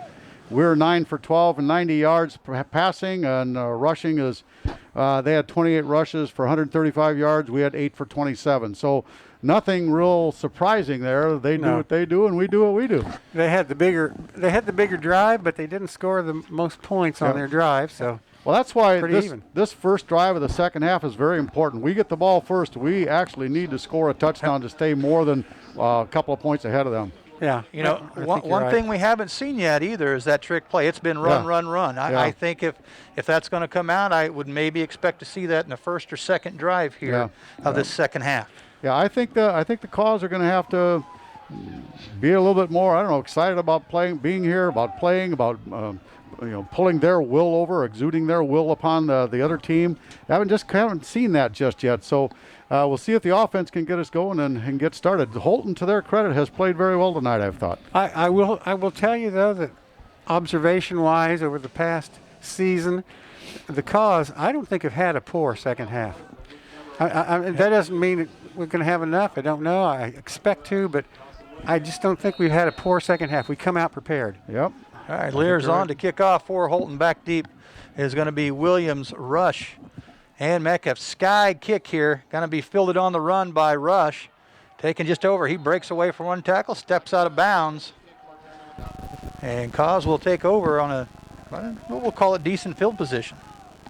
Also, a couple of score updates here from Coach Putnam. It's going to be Rossville leading Nemaha Central at half, 19-13. Also, Coach says Andale is over Collegiate second quarter, 36-0. All Andale there. Ouch. And Wichita Collegiate's got a pretty good team. Yeah. Starting at the 33, Kaws first possession, the second half. Again, going to start with a 5-receiver set, no backs in the backfield with Metcalf. 3 to the left, 2 to the right. Payne comes in motion, little fake to him. Metcalf straight up the middle. Good Has a run. nice gain on first down, picking up 5. Good tough run. And I'll tell you what, though, Holton came out prepared for the pass. Yeah. They had backed off a little bit. They were looking for that. Mm-hmm. That's one thing they need to be careful about, because this whole last 6 or 7 stretch, we've run the ball very well in the games, last 6 or 7 games. All right, second down and 5 coming up. Again, no back formation. Metcalf takes a snap, look to throw, gets it out to Dawson Williams, breaks one tackle. Williams still on his feet, staying in bounds, now taken out of bounds. Nice gain across the midfield stripe into Holton territory and a first down. Yeah, I really like that. That's what they had to do, is come out, challenge, and get some points or get some yards. One of the things that kills the defense, too, is not the amount of yards we gain on the pass, it's what we gain after the catch on that pass. That makes us dangerous. Nice job by Dawson. You know, and those kids break a tackle, either one of those wideouts, Parker Stone, Dawson Williams, Reich and Rush for that matter, they can all take it to the house. Hunter Hess, all great speed. All right, 1st and 10 play for the Kaws. Holton showing a little blitz. Metcalf throws it out there, complete again. That's Jackson Payne taking it down to the 31. Another first down for the Kaws. There again. I tell you, that was just a position play. He just kept the inside position. It was just, boom, open. Kind of like you're posting up in basketball, wasn't it? Yeah, that's exactly right. Interesting. If Holton wants to play everybody up tight and play that run, Thad's going to throw over the top. At least that's the philosophy. Now we'll see what happens. Again, this Holton defense played very tough in the first half, shutting the run down. So let's see what they have here. It's going to be Caleb Purcell, number 5, at the top of the screen. He's going to be looking to help shut down some of that passing attack. Metcalf, the quarterback for the Kaws. Again, going to look to run this time up the middle. Metcalf breaks one tackle, picks up 3 yards, close to 4 on first down. Well, you can see what their philosophy is right away. Let's get our 5 wides out and see what we can do. That's a good first down run right there. Yep. I mean, that's actually 4. It's 4 yards. 2nd and 6 coming up. And Kaws starting this drive on their own 33. I see Jackson Folks down there on the crutches. Yeah. It's not a good sign for the Kaw offense or defense. 3 receivers right, 2 to the left. Metcalf quickly throws it out the flat. Parker Stone takes that one in. And I think what the Kaw offense is doing here is if they realize that those cornerbacks for the Holton Wildcats playing really far off, not wanting to get beat deep, so they're just taking the quick 5-yard pass. And he's not risking the chance for a sack. He just rears up and throws. It's a good quick throw, good timing pass. Yeah. So Kaws on the march here. This is an important drive. Coach Paramore getting the plays in from the sideline. All the offensive players check those signals, and they come set. Again, going to stay with that 5 wide offensive look. Receivers spread from sideline to sideline for this Look Kaw how far offense. off they are. And here's a snap. Metcalf going to look to run again, trying to go to the left side. This time Holton steps up. A little better play, giving up a short gain on first down there, maybe 1. Yep, they put up a big brick wall right in front of him, so he had to dodge to the left. And the other linebackers came up and said, I'll take care of that. And he did. That was a nice play on the defense. But right now we're in 4-down territory, fellas. That was Connor Collins that made that, 34. I'm surprised that they were so far off of our inside receiver that last time. Reich and Rush, the kid was back almost 15 yards. 3 receivers to the right, 1 to the left, tight end to the right. Metcalf looking to throw, airs it up. That was just a poor pass. Yeah, a little bit low. Good coverage there by number 7. That's Skaggs. Yep, Skaggs, good coverage. You could tell Every time Thad does not throw a good ball, he's just disgusted with himself. That was he had a kid that had an inside step. He was open. Catch that, and we're down inside the 5. And I would point out to you, for those of you watching this stream live tonight on the NFHS network, we are typically on YouTube, but because of Acacia regulations, we are streaming live from the Federation network tonight. 3 receivers right, 2 to the left. Metcalf shotgun formation, going to throw it up again. Ball tipped, but caught.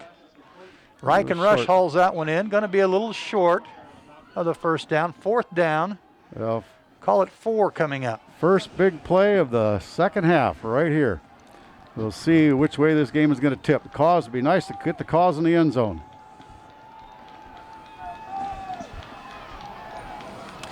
I'd like to see Thad roll out a little bit, see if they can get the edge with him. Give him the option to throw or run. Yeah. RPO. Run pass option. Watch that time clock here. Yeah. He's got it up to 10 seconds. Yeah. Parker Stone to the top of the screen. Dossel Williams to the bottom. Metcalf going to roll. Has some time. Floating around. Has some pressure now. Rolling to the right side. Flag coming in. So no matter what happens there, that is going to be complete. But a little laundry on the field, as they say. That will march the Kaws back. And it wasn't needed. It was unnecessary. Yeah, he didn't need to block. Could have just stood there. And it's a legitimate call, that's for sure. We all saw that. It was a push in the back. Yeah. Yeah, that's too bad.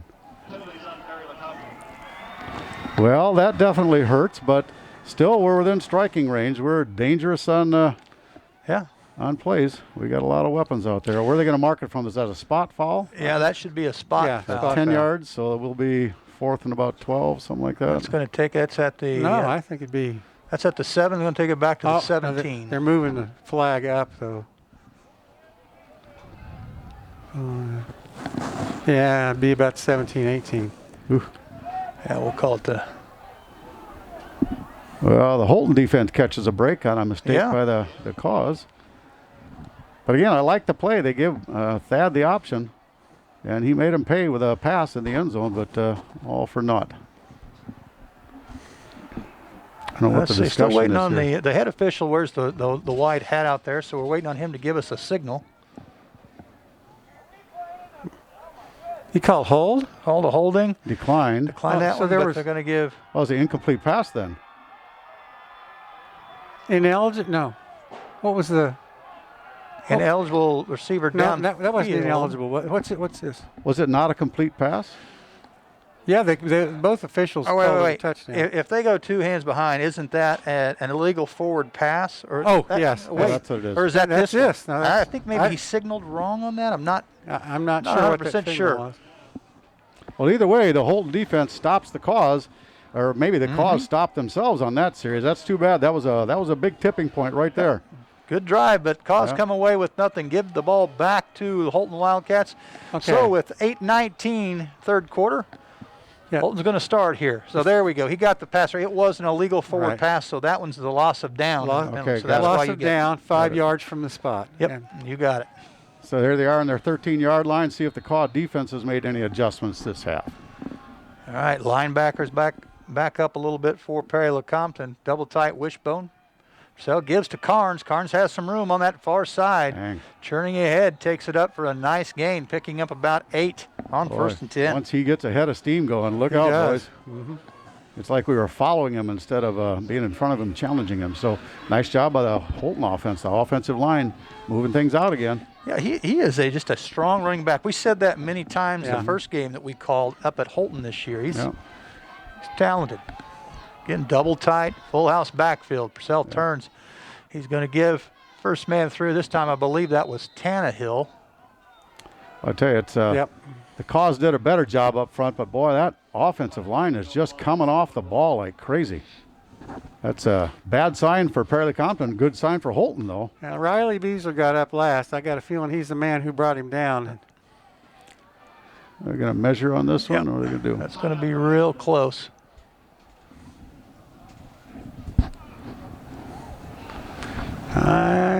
What are you calling, Coach? You think you got it or not?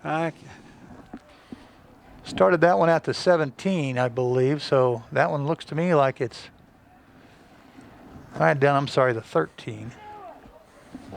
So he would need to get to the 23. Looks like it's right at it to me. Real close to it, yeah. Even with these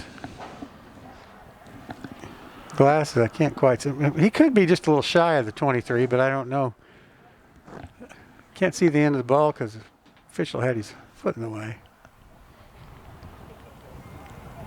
Yeah, first down. Oh, short. Short by about a foot. Yeah. And we don't have the best angle for that. So. Well, if I tell you a foot for third down and third down to go for a first down is not much of a challenge for the Holton offense, I wouldn't think. No. Now, not for what they've been averaging here tonight. Yeah, they've got a good, healthy average going. So third down and very short coming up. Third down in the foot. Wildcats come out with that double tight formation. It's going to be Karn, Hundley, Tannehill lined up behind Cale Purcell, senior quarterback. Turn, give, stacked up. No, that's going to be close. Short I gain, think depending on the spot. I don't know. It's hard to tell. I think Coach Swafford says he didn't get it, so. Fourth down. They're saying fourth down, guys. Wow. He didn't get there. So that's two pretty good downs in a row. So if you're Holton, do you take the gamble? It looks like they're going to go for it. I think I could go for a hard count first and then. Yeah, I'm with you, Coach. Quarterback sneak, I'll tell you what. Turn, they're going for it. They stack him up. I don't know that he got it.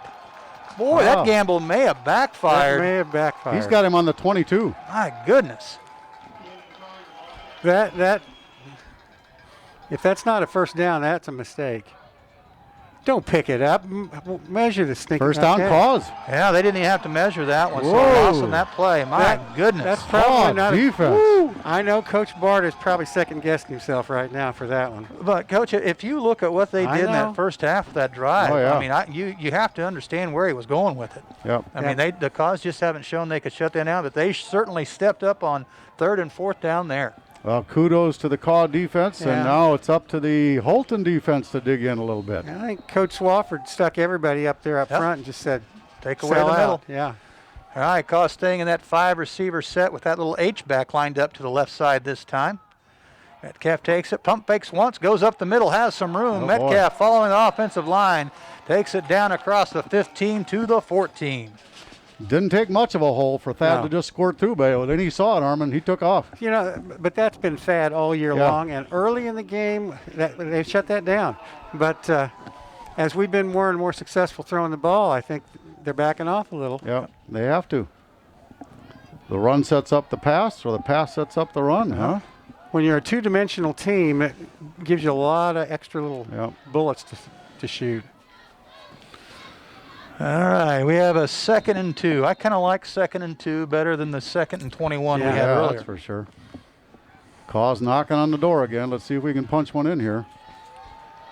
All right, to the left side, it's number 10, Dawson Williams. Number 7, Skaggs lined up man-to-man across him. Parker Stone to the top. Purcell lined up man-to-man against him. Metcalf's going to throw for Parker Stone in the corner. Got him if he can stay in. He's out of bounds. Stays out. Flag coming in. May have been a late hit depending on the call. I'm not quite sure. Yeah. And that's that stage of the game, you just don't know. Had his man beat, he just run out of territory. Yeah, not sure. That was Purcell on the Kaws are backing up, so it's on us. It's going to go against the Kaws. So personal foul. Boy, you just can't kill yourself like that in a game like this, fellas. You got to play a little bit smarter than that. That's too bad. That's a 15-yarder, I think, isn't it? Well, it depends on what it is. Yeah, 15. Wow. That's a dead ball foul. Oh, really? Yeah, so it'll be third down instead of third and short. Now we got. It depends. I don't know. Is it going to be third down or second down yet? Let's see. Depends on what. I think if it's post play, it's going to be third down. Ooh, ouch. Not very good, Kaws. All the way back to the 29. Yeah, well, second down and 17. Yeesh. Well, remember we said we liked that 2nd down and 2? Yeah. Well, that was gone. Well, just more territory to gain. Okay. You know, before we get away from that last play, one of you mentioned us Purcell up there in that corner. That was really good man-to-man coverage. It was. Excellent. Again, they're going to line up again. Purcell and Skaggs are going to line up man-to-man on those two wideouts for the side of the field. Let's see what happens here on second down. Pressure coming. Metcalf steps up, throws it in the middle, has a man open. It's Parker Stone down to the 10, inside the 10, out of bounds. Wow. So they answer, pick up the first down. They only needed one down to do it. Flag coming in. Thad Metcalf made the play. He scrambled, he looked again, and kind of threw a wobbly duck, but now we have another penalty flag? Mm-hmm. Oh, boy. Kaws backing up again? Nope. Come on, boys. Yeah, it must be getting kind of chippy out there. That's a couple of personal fouls. Let's see what they have.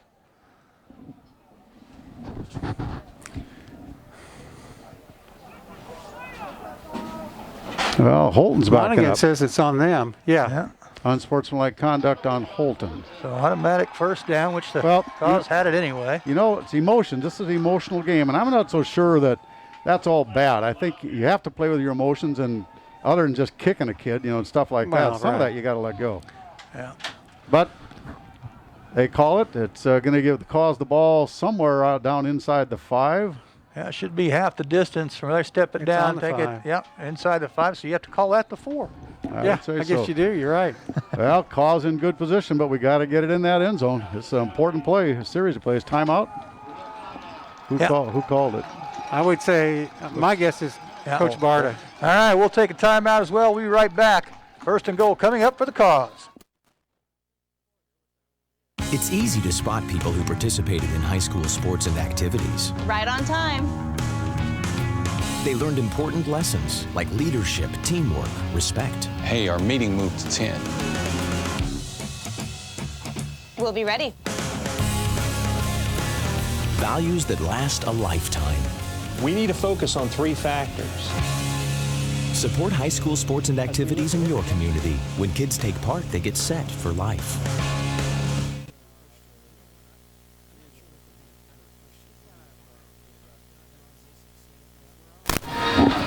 All right, coming back for this first and goal play coming up. 5:47 remaining here in the third quarter.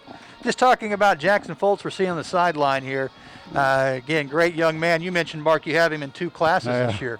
Yeah, he's a great kid to have around. Very solid, nice sense of humor. Laughs at my jokes even. So and that's hard to do sometimes. He is a nice kid. He is a nice kid. Yeah. Yeah, sure is a sad thing to see him in those crutches that last game of the year at home for him. So wish him the best. Kaws first and goal, boy. We got to punch it in the end zone here. Got 4 downs to do it. Let's see what the coaches draw up.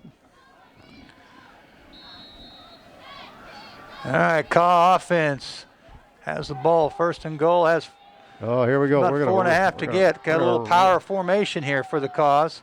Metcalf takes it. He's going to try to run straight ahead behind that offensive line, and he punches it in on one play. Thad Metcalf. Whoa, that was quite a little surge over there, I'll tell you, fellas. And Thad added to it. Put his head and shoulders down, and he was just going into the end zone, Armin. What do you think of that one? I'm thinking an awful lot of that. Well, you know. Yeah, that's the formation we've been using the last couple of games, and we haven't shown that tonight. We have. Until then. This team just amazes me sometimes. Their abilities, and when they decide they're going to do something, we've just seen them do it. I know that Holton team's much the same way, but well, that was an important drive for us to go up by 2 scores now. And now this is big points. Metcalf brings Jackson Payne in motion. He's going to try to take it. Sturges ahead, dives forward, and looks like he's in. Another 2-point conversion. Good for the Kaws. Wow, what a play. A little bit of a gap. He stutter stepped and jabbed to the left, Armin. Made it look easy. So the Kaws go up 16-3 with 5:42 left in the third quarter. And I'll tell you what, fellas, this whole quarter has been played down on this end of the field. And I like it. The best play out there for us was stopping Holton on 4th and less than 1. And we took over the ball on somewhere down around the 20. You know, a lesser team, that would really just take the wind out of their sails. This is not a lesser team, so we can't assume it did, but we sure appreciate the outcome. It's kind of a gift there. Well, we'll see what Holton could do now. If they take that typical 5 or 6 minute drive and get down to score, they've clawed their way back into the ball game, but they have to score 2 touchdowns. And I tell you what, I like the way the Kaw offense is going. Let's just hope they can keep that going when we get the ball. It's up on the defense right now, though. The Kaw defense has got to find a way to stop these guys. And again, as you mentioned, the Holton offense in that first half, again, they had a drive. It was 5, 6, 7, 8, 5, 5, 4. And again, that's what we saw. So if they can get back to that here. Armin, you and I were talking about this before the game. The thing that scares me is that when they squirt through there and they're running, they have the capability of breaking through and going the distance. That's what I would be worried about too. So here we go. Okay, it's going to be Purcell and Lears back deep for the Wildcats. It's going to be number 2, Brad Robb, kicking off for the Perry-Lecompton Kaws. 2 deep men for Holton lined up just inside the 15 at about the 14. And here's Robb's kick, going to be going right down the middle. Lears is going to field that at the 15.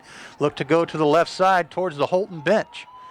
Has some room, still on his feet. Reverses field, looking for room, takes it up across the 25. Nice. So about a 11-yard return for the sophomore, Lears. Nice comeback tackle. I didn't get a number, but he got pushed to the outside. I think that was Russell Warren. I think you're right, number 29. Yeah. And then he came back, followed the play, and as the kid came back towards him, there he was to shut the door. So nice coverage by the kickoff team.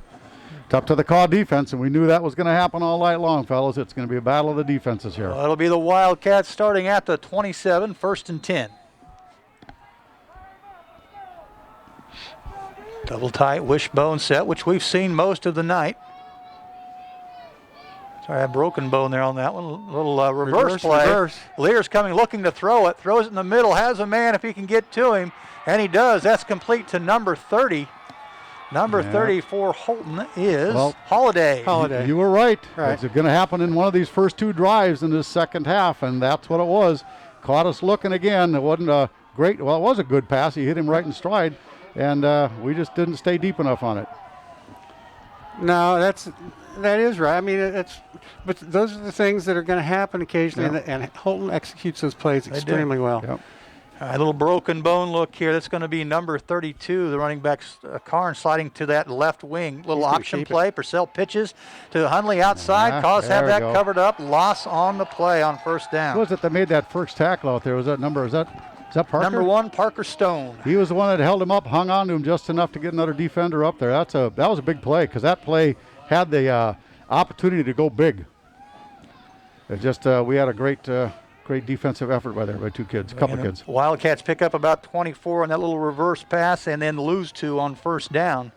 Next play behind a ball now setting right at the 48-yard line of the Kaws. Kel Purcell, the senior, ball on the ground. It's still on the ground. Yeah, he's on the ground. And that's going to take them back on their own side of the field, back to about the 46, 47. I didn't see who made the tackle, but he was in there quickly. Of course, that ball was bobbling there, so Kaws catch a break on that. Was that Hunter? I don't know. That was number 58, Hayden Robb. Hey, it was Hayden Robb. Not only can Will Gantz not only run his computer, he's a heck of a spotter. He is a spotter. He's the magic man. All right, we're going to call it 3rd down and 18 coming up. Kaws going to play smart here. Turn, give. It's going to be Karn, left side. He's not going to go anywhere. Nope. He's going to be stacked up. They gain about 4, but it's going to be well short of the first down. Yeah, I would expect you'll see the punt here. Kaw defense comes up big, Armin. Yes, it does. And again, I mean, those are the ultimatums. You know, it's easy for us to say, well, they're going to have to come up big here. Well, if they do, they do. If they don't, they don't. Played well. It's number 8, Jake Zeller, on to punt away for the Wildcats. Back deep for the Kaws. Make sure we don't It's going to be number 10. Can't make a mistake here. Yep. Dawson Williams. Zeller takes the snap. Gets a good punt away. Fair catch signal. Now it gets away from Williams. He's going to cover it up right at the 10. Ooh. Danger written all over. I'll tell you, it's pretty tough to be running virtually backwards and calling for the fair catch all at the same time. Yeah, he did a good job getting on it. He didn't panic either. He was right there. He knew what he had to do. Just like Purcell, you know, he's a senior. He's been in these situations before. You don't panic. You go take care of business and cover the ball. Well, let's see if the Kaws can get a drive going, get out of this end zone, of our own end zone area.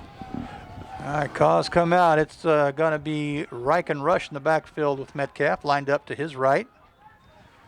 Ball's taken, going to be a give to Rush. Rush has some room, taking ahead, going to pick up. Fumble. And it looks like the Kaws get it back. I can't tell on that. Now, it does look like that. And they gained yards.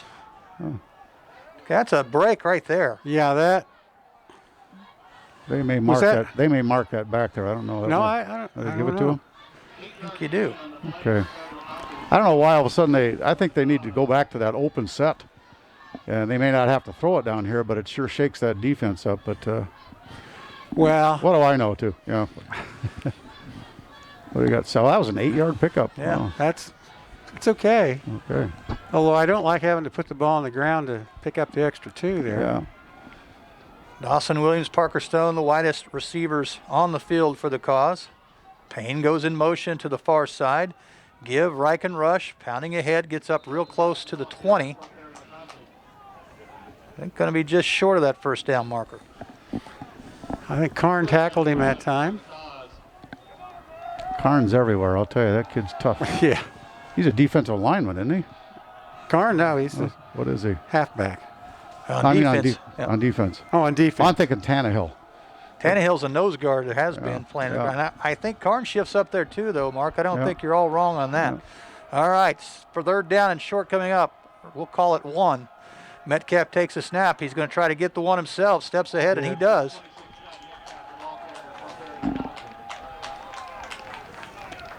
Picks up 4 and a first down. That's already the 5th first down of this half for this Kaw offense. Kaws starting to show a little attitude up front, I think. I like that. Need that offensive line to get aggressive. Defense of Holton certainly is not going to back off. No. All right, 1st and 10. Ball setting right at the 24. There's your open set. 5 receivers set. Metcalf looking to throw. Pump fakes. Now he's going to go right down the middle. Has a complete Reich and Rush. Takes it all the way down to the 45. That's my favorite. That's that seam play. It's open, baby. Nice job of patience by Thad. Well, that was a good job of holding on to the ball, too, by Reich and Rush, because he got nailed pretty good. Yeah. He's been hit hard a few times now. Again, this Holton team, you don't have to worry about if they're going to be physical or not. They are. Yeah. They're every bit as physical as Hayden was. Yep. They've got size, speed, they've got hitting ability, boy, everything a defense wants. Yep, good team. All right, now the first down coming up for this Perry-Lecompton offense. Again, no backs in the backfield with Metcalf. Metcalf watching the back jug. He's going to use some time here as much as he can. Payne goes in motion. Metcalf going to keep the ball going right up the middle. Has some room and a first down, taking it across the 40 down into Holton territory, down to the 39. Tackled by number 7, Skaggs. What do you think of that, Armin? Just a little jitterbug again. It is truly amazing the difference between first half and all of a sudden now. Yeah. You start throwing the ball, and just as JB told us, the pass opens up the run. And you said, the run can open up the pass. Well, they're both going now. They may run this out, just let it run until I think the they end will. of the third quarter. Why not? Coach Swafford's down there applauding them. You betcha. And he's wanting to get that crowd pumped up too. Fun to see that. All right. And that'll bring us to the end of 3. It's Perry-Lecompton 16, the Holton Wildcats 3. We'll take a break. Be back for the start of the 4th quarter. Thinking about a new deck? McCray Lumber is your deck headquarters with the most advanced products in the industry. See a wide variety of built examples that you can touch, stand on, and use to visualize your deck project. McCray is your local lumberyard. Our experienced and knowledgeable team will answer your questions and find solutions for all your building needs. From new construction to remodels, McCray has been Lawrence's answer for all things building related for over 70 years. Don't settle for the big box runaround. Get it right with McCray Lumber in Lawrence.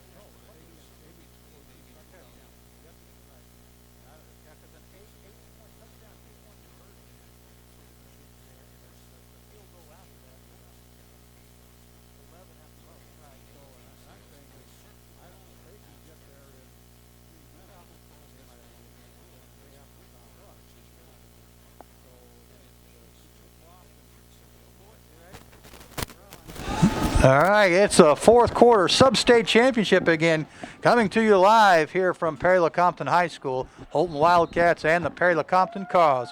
Kaws on the drive here, starting out on their own 10-yard line. Have this one down now already in Holton territory. Ball setting at about the 38. First and 10 coming up. It's been a pretty good ball game. It's been kind of exciting, and it has all the makings of a thriller at the end.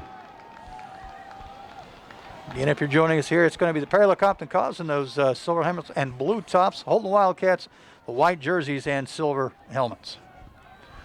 Kaws again staying with that 5-wide look. No backs in the backfield with Metcalf.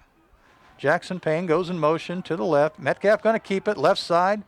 Driving ahead, short gain on first down, picking up 2. He was hit. Yeah. I'll tell you what. I tell you, they do something interesting on defense, and that's why that little short pass over here. We have 3 receivers here. They take a defender way off, and that's wide open for that little screen. They could come out and screen the cornerback, get a pass out here, and we got a 5-yard catch and run. Who far knows how far he can run there? All right, it's going to be 3 receivers right, 2 to the left. Looks like Holton's going to back off, a little zone coverage, giving some cushion on the outside. Metcalf takes a snap. He's going to look to run again. Staying up the middle, ball comes out. And Holton's got Holton takes it away. Holton gets a break here in the start of the 4th quarter. They stop the call drive with that fumble. Well, that's unusual. Thad doesn't fumble very often, but Holton defense must have had something to do with that. Well, the contact they put on the ball carrier is pretty effective, I imagine, knocking the ball loose. Well, the Kaws had the Wildcats on the ropes, and all of a sudden, here come the Wildcats, ready to get back into this game. Wildcats take over, ball setting at the 32. And lining up with that double tight. Bartabone, 3 backs lined up behind the quarterback, Cale Purcell. Purcell takes the ball, a little give to this side. It's going to be Karn trying to move to the outside, stacked up, short gain. That's well played. Yep. Yeah, when you can stop Karn for 2-3 yards. Yeah, I said short gain. He got more than I thought. He got a little over 2 on that. A little over 2. Okay, Holton hustling up now. They're going to play a little Barta ball, a little basketball, fast break basketball here. Football, I'm sorry. Second down. Give fullback up the middle. Tannehill. Yep. You got it, Armand. Tannehill diving straight ahead. And Holton may be in one of those situations, too, the rest of the game. They're in 4-down territory right now. Yep. Well, they pretty much got to be because unless they break something big, it's going to take them minutes to get down there. 3rd and 3 coming up. And Kaws showing blitz. Give fullback up the middle. Tannehill almost loses it, and he is rocked. He was. By number 26, Thad Metcalf. He was stood up there by 25, Beasler, who had him, and Metcalf just finished him off. And well, it's 4th and 2, but they got to go. Yeah. They got to go. Hard count. Yeah, got to watch that. Purcell, the quarterback, lined up, checking that defense, turn. Got a little option play. Here's a pitch to the outside. And he didn't get it. He's not going to get there. Kaws are going to stop him again on 4th down. Now that is the stuff of legends, though. When you stop a team like Holton twice on 4th down in their own territory. A player down a little injured, too. Is that the quarterback? No, quarterback pitched it and got out of the. Who is it? Is that Hundley? I can't see if it's 31. I know it was Hundley who was the who received the pitch from Purcell. Getting up pretty quick, slowly. 31, Yeah, that's Hundley. Yeah. Ouch. Boy, you hate to see that on good players. Just hate to see it. Kaws defense have made some adjustments, obviously, at halftime. It's been for the 3 drives that the Wildcats have had. They've turned it over on downs on that first series. Yeah. It's got them stopped on the 4th down. They had a punt on 4th and long in the second series, and this one also turned over on downs, stopped them on 4th. Well, the Kaw defense have definitely played well this half. So with 10 minutes left, it'd be awfully nice to see the Perry-Lecompton Kaws get in the end zone again. Yeah. I mean, I think that's what if you're a Kaw fan right now, you're looking forward to another touchdown. You need the score. Yep. And Holton on the defense got to stop them to stay in this game with 10 minutes left. All right. Good field position for Perry-Lecompton. Ball setting on the 40 of the Wildcats. 3 receivers right. Metcalf takes it. Going to run again. Looking for room up the middle. Just following those big blue bodies. Going to pick up maybe 4. Well, that's good physical football inside by both teams. The Kaws got an initial rush. Thad took it off, but then they held him strong right after about a 3-yard gain. That number 70, Huntington, who brought him down, was at least one of them. Well, they've got a pretty good defensive line, and their linebackers are top-notch also. You bet. Tough team. Again, same formation for this Kaw offense. Metcalf checks the defense, calls for the ball. Going to look to throw here. Pump fakes once. He's going to air out. Has a man down the sidelines. Williams can't haul it in and out of his hands. Had he caught that, he'd been out of bounds at the 10. I tell you, did he bite? Did the defender bite on that pump fake? Yeah, I tell you, Metcalf looked like a true quarterback there, didn't he? Did the little pump fake, brought it back down, and aired it out. I can honestly say that that was impressive.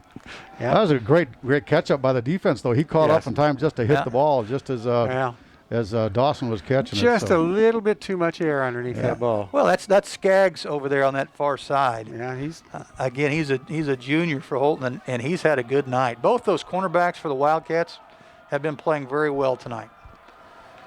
Metcalf takes it. He's going to run, looking for room right side. Has a little dives ahead over the 30. That may be enough for that first down. Yeah, I think he's got it. First down. You know, the one thing about Holton that is really impressive too, though, you watch all their games, and they got different people in different positions frequently, especially that defensive backfield. I'm just impressed as can be with them. I think now's the time you want to start using all that clock that you can. Yep, that's exactly right. Coach Paramore calling in the plays.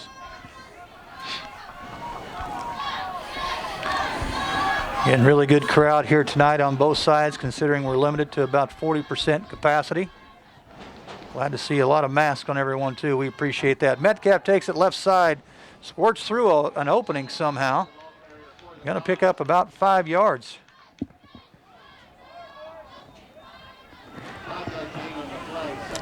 Well, you keep doing that, things look good, but offensive line, again, it's that idea of imposing your will on your opponents, and they're starting to do that now.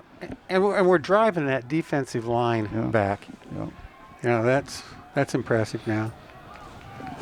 In similar formation we've seen a lot here in this half. 3 receivers to the right side. Metcalf looking to throw quickly. Parker Stone takes it on the outside.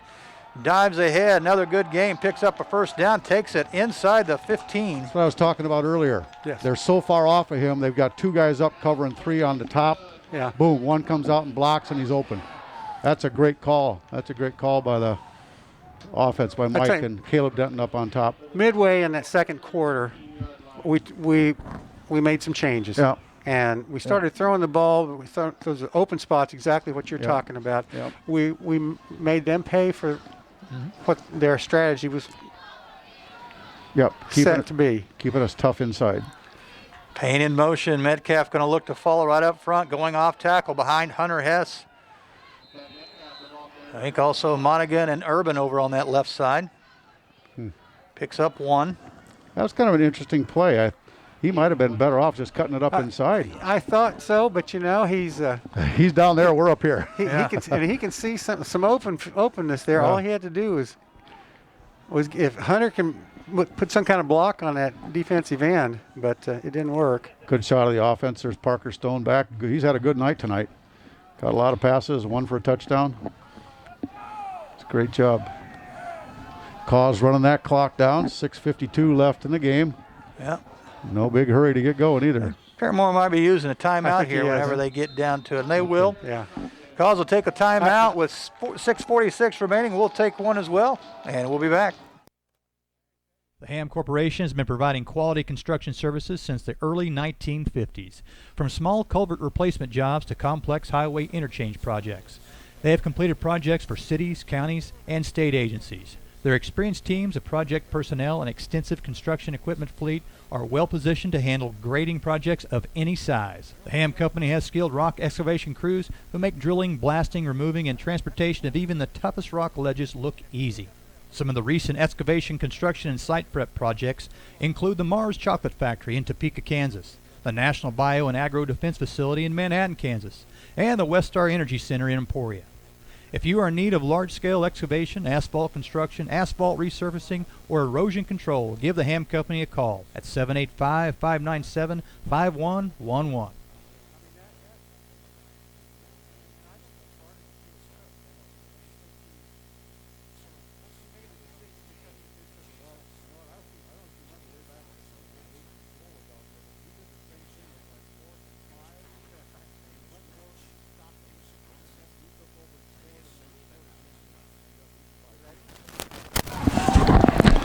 All right. All right, Kaws back from that timeout. 2nd down and 9 play coming up. Again, staying with that same formation. One receiver to the left with a motion back going to the left side. Flag coming in.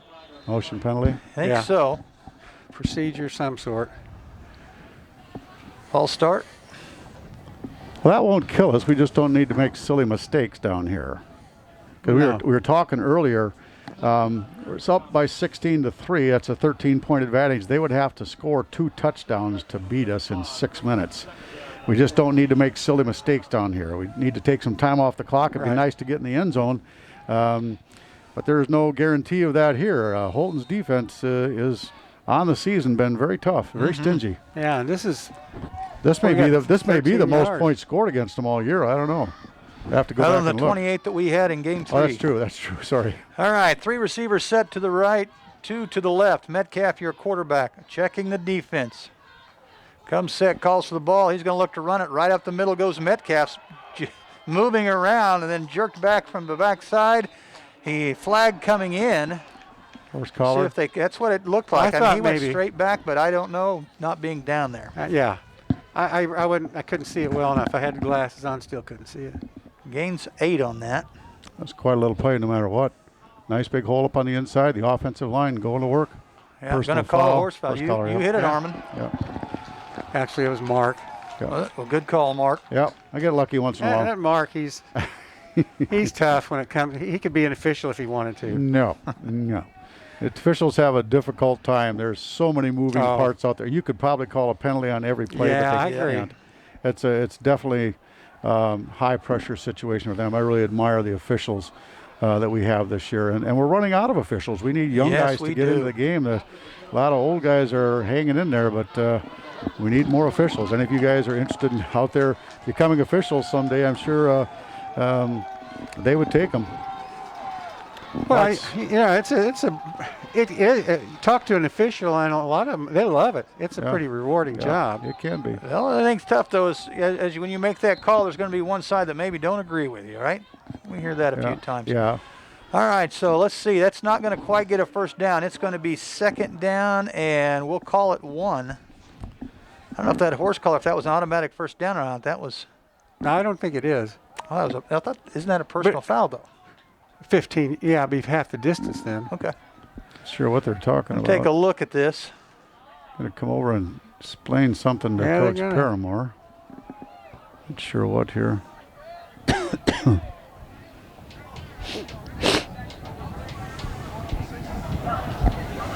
Coach is signaling something. I'll be talking to an administrator. Let's see. Until.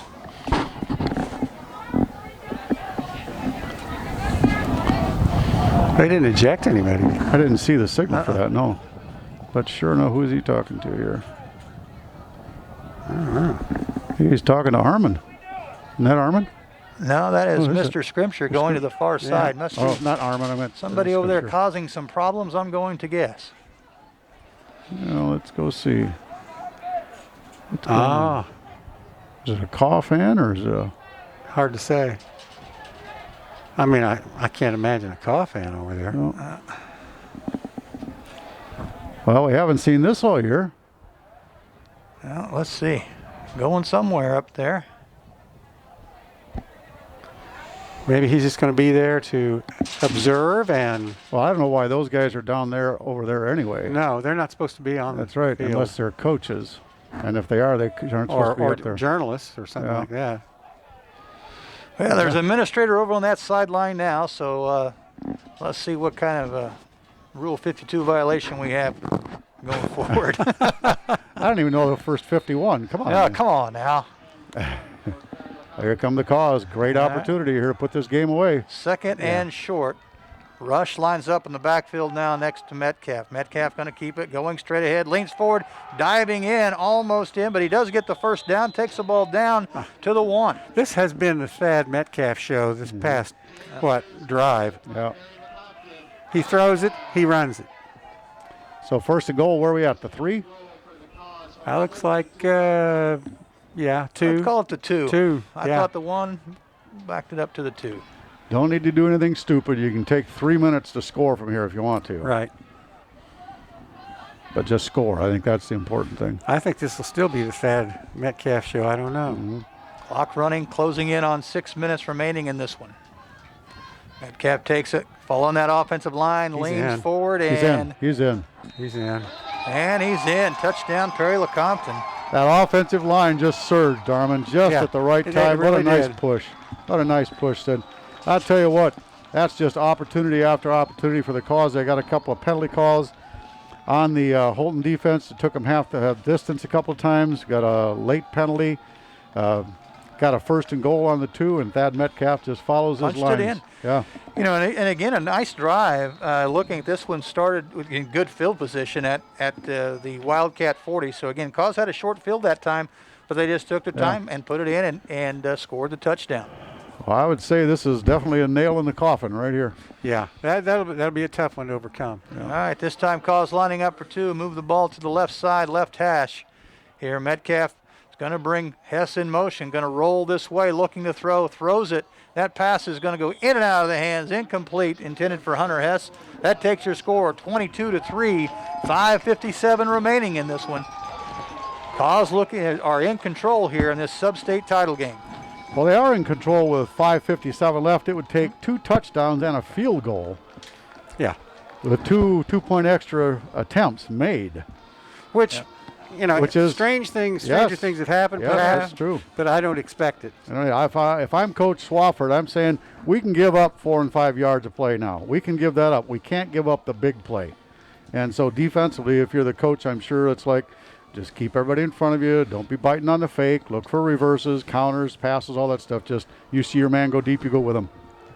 Give you a couple of score updates. It looks like Mill Valley 42, St. Thomas Aquinas 0. That's a 5A score. That's amazing. Arc City up by 1, 28-27 over McPherson in 4A. That's a big one. And Rossville 31, Nemaha Central 13 in 2A. Yeah. Oakley 9, Inman 0. And that's a really surprise the Rossville and Nemaha score. Nemaha's a pretty good ball club, but I think Rossville is just that much better. Looks like Derby 34, Junction City 14 in a 6A score. And that Arc City game late in the 4th quarter, that Arc City McPherson score. All right, Brad Robb tees it up at the 40, back deep again. It's going to be Lears and Purcell. All right, here we go, kickoff team. Let's keep in front of us. We might see a little reverse back here. I see something, a little bit of It'll be towards, trickeration, as they say. Yeah. All right, here's Robb's kick. Going to be a little shorter, going to be fielded around the 20. Ball's on the ground, gets away. It looks like it is going to be held on to by the Wildcats. Purcell's had a little difficult time tonight getting on that ball. Well, by and large, the Kaw defense has bent, but only in that first part of the game, end of the first quarter, beginning of the second quarter, when Holton had a 90-some yard drive and ended up getting stopped for a field goal. Other than that, the Kaws have played well on defense, Armin. I think it's significant, though. Defensively, we didn't give the big play up. Yeah. It's all 8, 6, 5, 4. And having some issues on the National Federation site right now. Karn's going to take it down across the 30. At this stage of the game, we can afford to give up 8 or 7 or 6, whatever it is. I always like to think of 5 or less. Yeah. He's going to pass. Lobs it up, gets it away, complete to number 22, Tannehill. Fullback takes it across the 40 and then out of bounds. Well, we can take that. That was a nicely designed play. He was wide open, and Parker just made sure he hung on. Was it Parker tackled him? I think it was number 1, wasn't it? Wasn't that him out there? Yeah, that is him out there. Maybe? All right. Yeah. Well, no. Okay, and we're back. All right, dive play, actually a little run to the outside. Is that 32 Karn? Is that Hundley? That's that second man through. It is Karn, yeah. It's a tough one. And we apologize. It seems like the National Federation website's having a little issue here tonight. Yeah. That's too bad. And timeout, Perry-Lecompton. all right, Kaws take a timeout, 4:53 remaining. We'll take one here as well. Are you ready to purchase a new home or refinance your current home? Applying for a mortgage at First State Bank and Trust is as easy as 1, 2, 3. 1. Simply log onto the First State Bank and Trust website and complete your application online in the comfort of your own home. 2. Click the Submit button and your information will be reviewed for instant online approval. And 3. A First State Bank and Trust loan officer will follow up to answer any of your questions.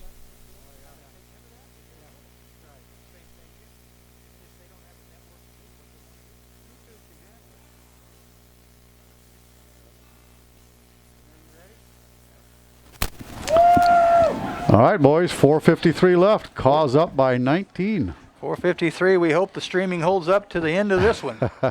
Goodness. And if not, YouTube, where are you when we need you? If not, it'll be up on YouTube. We are. We're going to send it up on YouTube as soon as the game is over so you can go rewatch it. All right, give is going to be to the fullback. Yeah.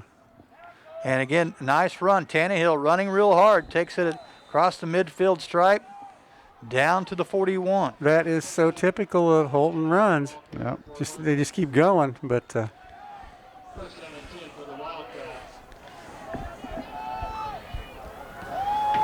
Purcell takes a snap. Going to look to throw. Looking downfield. Has pressure. Gets it off. Oh. Incomplete. Pretty good pressure up front. They'd just seen that same play. Yeah. I think it didn't really fool anybody. Exactly. Who was that? Was that Hess? Tannehill. Well, bringing the pressure. I mean, it could have been. No, that was Dawson. He must have had some type of stunt on for that. Incomplete pass stops the clock with 4:34 remaining in this one. Second down and 10 coming up. Holton lines up, double tight formation. Wishbone set, turn, give. That little counter play to Karn. Yep. Short gain that time. You know, one of the reasons why that may have been successful to Tannehill, I don't have any stats that show that he's caught a pass this year. True. They have not been thrown to him. Mm-hmm. So the Kaws probably haven't prepared for him, but. In Tannehill, Karn only lined up behind Purcell. Fullback play going to be stood up.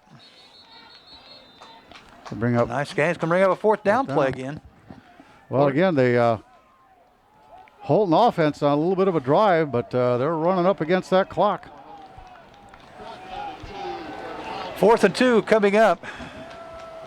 Well, and Holton's going to need at least 2 yards on this one if they intend to keep the ball and keep the hopes alive.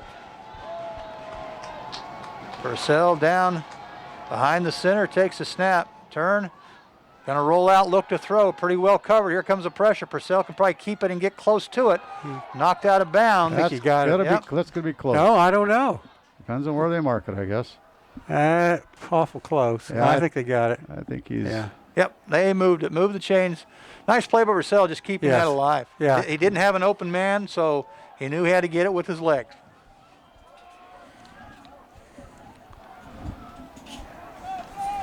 First and 10 for Holton. 1st and 10 play. Purcell looking to throw, has a man down the sideline, intended for number 30. Oh, and nice he catches catch. it, hauls it in. Pretty good coverage there by Thad Metcalf. Yeah. But Holiday hauls it in. That's the one time he breaks deep and we didn't stay with him. We just got caught looking in the backfield. Thad made a nice job just to come over and tackle him. The Kaws looking a little bit on their heels right now as Holton picks up this tempo. Holton going to the air to do it, though. Yeah. Purcell turns, Carnes takes it, getting close to the goal line, and no signal yet. He's in.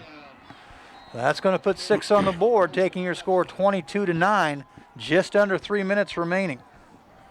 Well, you know, there's no such thing as someone being out of the game like this, and Holton has just proved that as they take and actually make a pretty quick drive. Took less than, 2.5 minutes, something like that, to get in the end zone.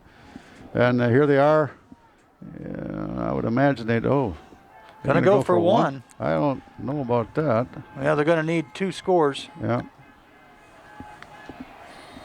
How many yards was that? I think that was 6. Something like that, 5 or 6. Lear's on for the point after attempt, number 11, the sophomore. Had the field goal in the first half. The Wildcats, pretty good snap. Kick is down, and it is no good, wide right. Okay. That's going to keep your score 22-9. Well, again, that's amazing. That's a 2-touchdown advantage. They have to score 2 touchdowns to win. And I don't know if they've got enough time left in the game, but certainly you'd want to look for an onside kick or a squib or something here. That's about one of the big shots they'd have to take. I'd say get the hands unit in and catch the ball and fall on it. I imagine they're going to assume that Kaws are not going to be throwing the ball. Yeah. So if they did try some kind of a squib or something that maybe they could pick up and they still lose it, they would think with what they got? They have 3 timeouts left? They have 1. Oh. Did they take one? I know we took one. Or maybe No, two. they have 2. They have 2. left. I was looking at the wrong one. They So, have 2. Yeah. There's a lot of ball game left to play. a lot of ball game. How's Hoisington doing tonight? Boys, it looks like we just got an update from Hoisington, Kansas. They won 26-0, so they will advance to their first state title game in school history. Kind of old stomping grounds for you guys, huh? Yeah, it is. Hometown, yeah. Your Casey, your dad still lives there, is that right? That's what I thought it was. All right. Well, they'll be cheering it up tonight, won't they? Oh yeah. In fact, the head coach there, the young man that I was on a team with, Coach Stone, he played football, and his dad was an assistant coach, and so he's an old Hoisington alum guiding the team there. Nice to see that. Well, I will guarantee you the coach has talked to him about an onside kick here. Yeah, look at them. They're ready. You got the hands team on up front. Lears is seeing where he wants to try to spot this. He's just going to squib it straight ahead, and it's going to be on the ground still. Oh, my. And squirts to the back line. I think the blue shirts got on my. it. Too. Someone My just, goodness, that what a great kick by Lears. man. I mean, he did what you want to do. It's going to be a scrum down there. Kaws have it. Whew. Break there. Looked like they did, but yeah. Wow. Well, your goal is if you can get it to bounce off someone on the front line, you've done your job as the kicker. That's the whole idea. And he did it. And that was coming rolling at somebody who was going at it, and then it just took a funny bounce, hit him a little bit, rolled right on by him. Well, it doesn't matter if it touches it or not. Anyway, yeah, that's right. That's the one thing that, boy, on the kickoff, once it goes 10 yards, it's live. Yep. Anybody's ball. Yep. All right, so 2:55, Kaws take over here. Ball setting at their own 35. Looking to try to run a little time off this clock. And Mark, as you mentioned, the Wildcats need 2 scores here. Go on top. Metcalf going to roll to the right side, look for some room. Wildcats trying to strip the ball. Boy, he just keeps coming. He just keeps coming. Across the 40, nice gain on first down. We just take our Thad time. Metcalf and the Perry-Lecompton Kaws. Yep. We'll take a gain of 5 on first down. Yep. I like that option. They brought him outside, had a lead back out there, and he just kind of cut around the blocks. Took a lot of time. Good job. String a couple of first downs here and take home a trophy and go to Hutch next weekend.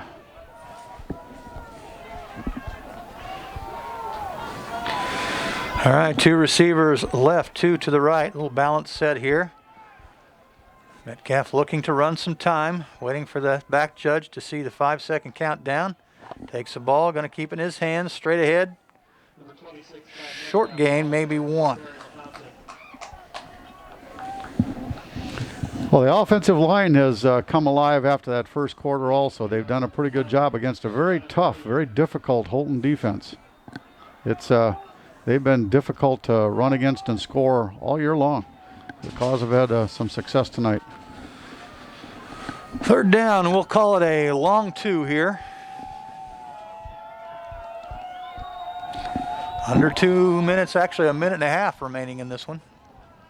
Rush lined up to the right side of Metcalf. Yep, Metcalf again going to keep it, following the line, spins around. He's going to be short. Yeah. Or not. I think on his roll, he wasn't down the ground, Mark. Wow. He didn't touch the ground, did he? Rolled forward on that Holton player. I think that's the first down. That ought to lock it up. That ought to be it. How about them Kaws? And not to take anything away from Holton. That's a fine ball club out there. They do lots of things well. Lots of talent. And as I was saying earlier tonight, actually the Kaws benefited from that little fiasco with picking positions for the playoffs, because if it hadn't been for that, we would have had at least 1 home game, and we've been playing this game up at Holton. And that's a different story up there. Yeah. All right, first down and 10 play again. Just 10 seconds. Kaws using as much time as they can, down to 5. O'Neal. Yeah, takes a knee on that one, so a little victory formation for the Kaws. Hey, if you're going to stick around after this one, I think we have a couple of coaches coming up in the box with it. I think, Are we really? Coach Good. Swofford, I think, is going to come up and join us right after this game. And then I think Coach Paramore, as soon as he does a couple of interviews and talks to the kids just a little bit, we're going to have him up here to wrap this up. Have a nice trophy presentation. Of course, Holton will take the runner-up in the sub-state, which is nothing shabby. Not at all. To take home, here goes the final 3 seconds, and the Kaws win the game. And that will do it, fellas. The Perry-Lecompton Kaws are headed back to the state title game to take on what we believe will be the Andale team, so it'll be a rematch Fireworks. of 2019. Got some fireworks going over there, folks. How about that? Looks like that's going right off the pitcher's mound, huh? Well, how about that? Them Kaws are happy. They wanted all year to go back and get another shot at Andale. Looks like they're going to have it. Yeah. Another trip down to Hutchinson. A well-deserving group of kids, as are the Holton kids. Absolutely. You know, another They good are. team. You look at the Holton team, they had a great season. Yes, they did. Two good teams play, once somebody's got to lose, and this Holton team just happened to run into a Perry-Lecompton Kaw team twice this year. I have to admit that playing the Holton and Hayden both have been they have been just outstanding teams to play. And I mean, the Kaws didn't win at Hayden the first time, but that was still a great game. I enjoy watching this kind of football. It is. Well, and Holton, you have to kind of wonder what would have happened had they have ended up beating us the first time around. They'd have been ranked 3rd or 2nd or whatever it was, and we'd have been down a little bit. Would we have been able to come back on that, too? So they've done a good job of coming back after our first game with them and have played tough, has beaten everybody they've played really relatively easily, and have just made mincemeat out of everybody. So it's a pretty good ball team out there, and they've got some players coming back next year, too, although they will miss the seniors in the backfield. I tell you, that backfield is very talented. When you got, again, the senior Purcell and Carnes and Tannehill, Hundley, my goodness. Yeah, they lose a lot. That's a good, talented group of people. I would say overall that's the best backfield we've seen by far. Oh, yeah. As a complete backfield, right. I mean, we've seen some really good backs. Hayden. Purcell and Hayden was exceptional. But and they're better as a team. Oh, my gosh. They've got talent back there. Speed, power, size, you name it. It's a very nice job by them, and congratulations to Holton. I know it's not the way you wanted your season to end, but still a great season, ending up 9-2 on the year. That's pretty good. Yeah. And again, as just announced, the Kaws will travel to Hutchinson next Saturday for that game. Yeah. Hopefully. You never know. You never know. But think about this. When this season started, fellas, I would say there's many times I said, boy, I don't know if we're going to get the whole season in. Yeah. And here we are. We're just finished up week 12, and every week it's been you're going to battle whoever you're playing plus COVID. Yeah. That's the way it's gone. Yeah. And so by whatever reason, we ended up here, and I think fortunate for that. Glad they had the shot to do this. Glad they had the shot to play. Well, it's a type of game that everybody likes. You've got two great teams coming head-to-head. Someone is going to have to win. Someone's going to have to lose. And the Kaws come out on top after falling behind 3-0 early in the second quarter. Yeah. And before we have to think about Andale and next week, we're going to enjoy this one. That's Absolutely. Right. And I can't wait to hear the coaches talk about some of the excitement tonight, because you know they're pumped up. This is the goal when you start to the season, is to get the state title. Again, the goal is to win the thing, obviously. But again, knowing that some tough teams on this side of the bracket, proud of this team to get this point and achieve success here tonight. The teams that Kaws played this year had to prepare them extremely well for this coming championship game a week from now, because there were no pushovers over here. No. Yep.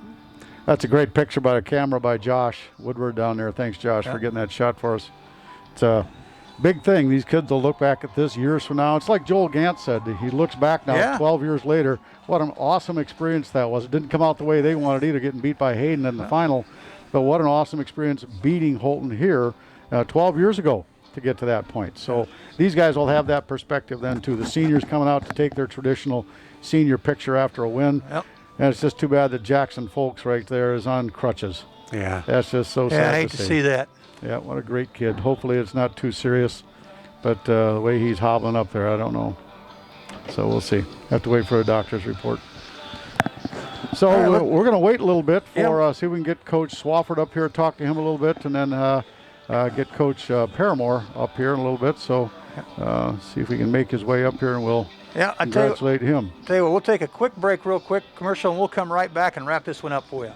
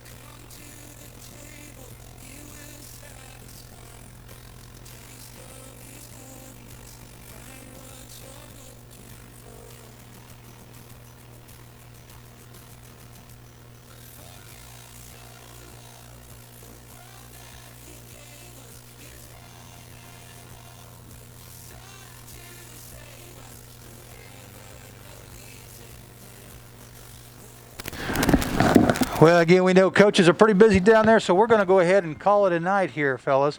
Again, this is the last game I believe we can do, guys. Yeah, we went as far as we can go, as far as the train would take us, as they say. 2 years in a row. That's just outstanding, isn't it? Well, it's just been, from our standpoint, it's just been so fun not only to watch the kids and announce the game, but just to work together with you guys as a crew. It's just a blast. We all enjoy it so much, I know. We're kind of a team up here. I think so, something like that. I'll take a pretty good team. I like it all. So, again, it's good stuff.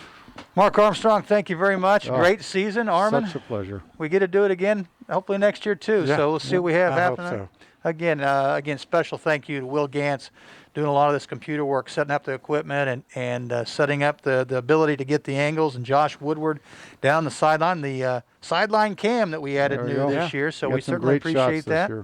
And again, special thanks to my wife, Casey Elliott, for doing some camera work here.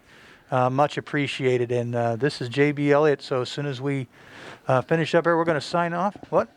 Oh, hey, we do have a coach coming up here. Look at this. Yeah, how about that? We got a couple extra minutes. I think we're going to buy some time. Let's see if we can get Coach Swafford on and see if he's a little excited for us.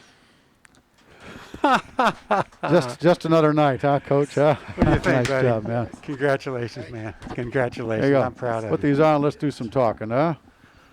Well, here you are, Coach Swafford. Can you hear us in those things? Get the camera on us a little bit. Well, first of all, I'm going to see if I can get the sound up here just a little bit for you. You got it? Coach Swapper's a little out of breath. He just sprinted up the steps we could get That's to a long us. walk, man. I start Here we running are. with kids. We're on camera. Well, Jared, congratulations. I know Mike's going to head up here in a little bit too. I hope and get to talk to him. But what happened with the defense after that long drive? All of a sudden, you guys just put the screws to them and didn't give them nothing, as the saying goes. Yeah, first of all, I'm smiling in case you're wondering. Just can't tell. But no, I mean it's our kids, and of course we made some adjustments. Just like our staff's so great at, all of our coaches, is making adjustments throughout the game and realizing that, early on we had their number and we got some stops with our base stuff, and then we had to make some adjustments later on. And, I mean, we held them to 3 points until, gosh, I don't know, 6 minutes left in the game, somewhere in there. So really proud of the kids and being able to get that done. I mean, it's just awesome with them buying into the game plan, and it's all on them. They do all the hard work. They put in all the time and believing in what we're doing, and it's awesome. I wanted to ask you, third quarter, we kicked off to them after our first drive, and did you call timeout then and went out and talked to them? Is that when you? That may have been there. I know you called a timeout. I think you called it whatever. Well, I don't maybe not a time, but I'm telling you, I was so impressed because I looked down there and man, you were animated. Emphatic. Animated. That's a good word. To say I have fun is probably an understatement. But, it's one of those things that I learned from not so old, but wise coach that taught me a lot of things. He just so happens to work here, about how the kids feed off of your energy, and to be honest, I thought we were flat early on. It wasn't quite the same. And give them credit. Their fans were into it. Their players were into it. And so we had to crank it up a little bit. So we were able to do that, I feel like, and I'm passionate, man. I love these kids, and I know they love us too. And so it was really fun to see them amp it up and find a way to get this baby done. You bet. So, Coach, when you went into halftime, what kind of adjustments did you talk about coming out in that second half? Defensively specifically? So one of the big ones was, with the way their offense is, we started moving some of our ends around and making some adjustments there. We actually decided to take our defensive ends and move them to a 7 technique. So we started out as a 6, so head up on the tight end, and they were doing a good job of walling us, so give them the credit there. And so we started to kind of move our guys inside a little bit more so we could demand C-gap. Because C-gap is where they were kind of gashing us, so we made that adjustment, and then after the very first drive, I mean, Hunter Hess comes over, and he's like, Coach, I love it. That's where we need to keep playing it. And they're the ones that got to play it. So it looks good on paper, but they're the ones that are doing it all. So they got to make those adjustments too, and they help us out, and they're the ones on the field. And just that's one of the big ones that we had to make. And we started to show a lot more with our inside linebackers as well. Bring them on occasion, make them try to check at the line. So just be more active, and I think that definitely helped us out. Well, we did notice that looked like it did make a difference with Holton and what they were trying to do then. Yeah. I also noticed on the option play, you guys strung that out pretty well, and really they didn't beat it all that much on you guys, just a couple of yards here and there, and I thought the defense came up quick and made great tackles. Yeah, and our mantra all year has been worry about us. And so one of the things we spent a lot of time on this week, throughout the weekend, and then during the week, and even with the kids, is watching our game from last time. How can we be better as a total group to make those improvements? And the option obviously was something they gashed us on, and it was a small adjustment with our outside linebacker. And if you notice tonight, I mean, Purcell's a good quarterback, man. He runs the ball really well, and we were able to get some pressure on him now, make him pitch it, and make him go do something else. So that was really good overall for our group. Yeah. There's total stats if you want to take a look at them there, if that impresses you any on that night, huh? Yeah, it's hard to be too upset about that. What they have for total yards? What was it? They're at 250. Oh, total offense. You can hold below 400 is a pretty good deal. Yeah, it's no kidding, because they keep grinding, and their backs are big, and they're fast, physical, strong, and they run hard. And our kids had some battles one-on-one with them in there, and all of a sudden you think you got them down, and then they pick up 2 yards, they pick up 3, they pick up something else, and then you just got to get them in first down and get some negative plays or 1 to 2 yard gains, and we finally were able to start to do that in the second half. Towards this, in the third quarter, when they come up, it was 4th down and less than half a yard. It was like, that was a good gamble, but boy, I'll tell you what, our defensive line and linebackers just came up and stuck them. Huge stops. Yeah. And, from a momentum standpoint, just absolutely just swung it into our favor. Yeah. And, give them credit. They got the stop, and then we came right back and got the stop again. So that was really good to see. Really proud of our dudes. That was so much fun. Yep. It's all good stuff. It's all good stuff. Hey, I know you want to get down to your kids. We've got Coach Paramore standing behind you. We've got to chat with him a little bit too. But all right. Jared, congratulations on the defensive side. Thanks, guys. Nice Thank job, you very man. much. Go Appreciate it. Go enjoy those kids. Go enjoy those kids. Come on in, Mike. There you go. Hey, congratulations, hugs and handshakes all over the place, man. Absolutely, huh? You betcha. What How about our dudes? Huh? How about our kids? So damn proud of How you. about our kids? Yeah. Dadgum, man, they can play. They can play is exactly right. Quite a turnaround after that big long drive. And then after a 90-yard drive, you guys held them for a field goal. Boom. Yeah, Game just turned around after that. That was big. And then we kind of found some things offensively that we could hang our hat on. Boy, I guess. It took a little time to figure out what we wanted to be. They gave us a little different look than we thought we were going to get, so we had to make some adjustments. But our guys are players. And Well, the empty set seemed to open things up for you, too. It took the pressure off of the offensive lineman, gave Thad a little bit more freedom. And then Thad made a couple of, looked like Fran Tarkenton out there for a little while, scrambling a little bit. That's back in my day, by the way, folks. But I know who Fran Tarkenton is. Yeah, I know. There you go. You're with me. But anyway, he did a great job of finding some people, made some great catches, and boom, all of a sudden we score that first touchdown. It's like, boom, the lid came off. And that just shows how much he's progressed at the quarterback position. I mean, he's a great athlete, and he's understood the passing game enough. And, we went and found some holes, and that was something we needed to be able to do tonight. And he proved he can do both. He's a dual threat guy, and great job. This has certainly been a fun team to watch all year long. And we talked earlier a couple times. We mentioned, every week you go out and you play and you prepare for your opponent, and you have to worry about COVID. It's something that you have to dodge or do what you need to do or worry about. It's in the back of somebody's mind. And you guys, you showed resilience to do that all year, and I couldn't be prouder of a team watching you guys up here. And the three of us get to sit up here and watch the games, and it's just amazing. Yeah. This is the second year in a row that you've taken the seniors on a football team, and they won their last game that they get to play on this Absolutely. field. That's a special time. And we talked about that. It kind of hit them too, because we were at practice on Thursday night and doing our walkthrough and final prep, and at the end, the seniors say, something to think about. I don't think it really dawned on it. This is the last time you're going to play on this field. Yeah. I mean, you've rode this train as far as it's going to go. You got us a home game in Sub-State. Whatever happens tomorrow night, it's going to be the last game you play on this field. And then all of a sudden they're like looking around, and it's like, and what they've meant to our program through the year, and what they brought into the program with the expectations, and wearing the bullseye this year. I mean, we came back with all these guys, and everybody's gunning for them and knew. And they handled it, and like you said with COVID, I mean, the mental gymnastics every week of, it started this the summertime. We're going to even have a season. What we're going to play? Is it going to be delayed, or what's going on? And I can't say enough good things about them. Great kids. I love coming to practice and coaching them. And we had former athlete of years up here at halftime, Joel Gant, stopped in, and we chatted him a little bit. And one of the things he said too is the perspective he has now, 12 years later, about beating Holton here and going to the state final for the first time in modern history for us, and what that meant to him then. I know they were not happy with the outcome, but now 12 years later, it was a big deal. It's a big deal. Absolutely. And that group, that's a great win for our program back in 08. And the players in that group and what they came out and did. Oh, yeah. It was a little chillier that night, as I recall. But, it was. I mean, this is beautiful November. I mean, you don't get this kind of weather very often. That's right. And, that's right. No, all the kids that have come through our program, what they've done and what they've meant. And we had one film session today. I pulled out an old highlight video from 2007. And said, I think it's important you understand the history of our program. You guys aren't the first one that we've talked about running the football. We talk about playing hard. And then we showed the highlights to them, and they're like, well, that's Coach Denton playing. See the energy, though. See how those guys run the football. This isn't something brand new. And your legacy is to continue on with those guys in front of you. And I think that's important. They understand, you're standing on the shoulders of some other guys that made this program a pretty good program. Sure. Well, it's certainly special. You've taken it to a special place. I'll say that. So, again, certainly a tip of the cap to you and your staff, and how hard you get the kids to play. Great staff.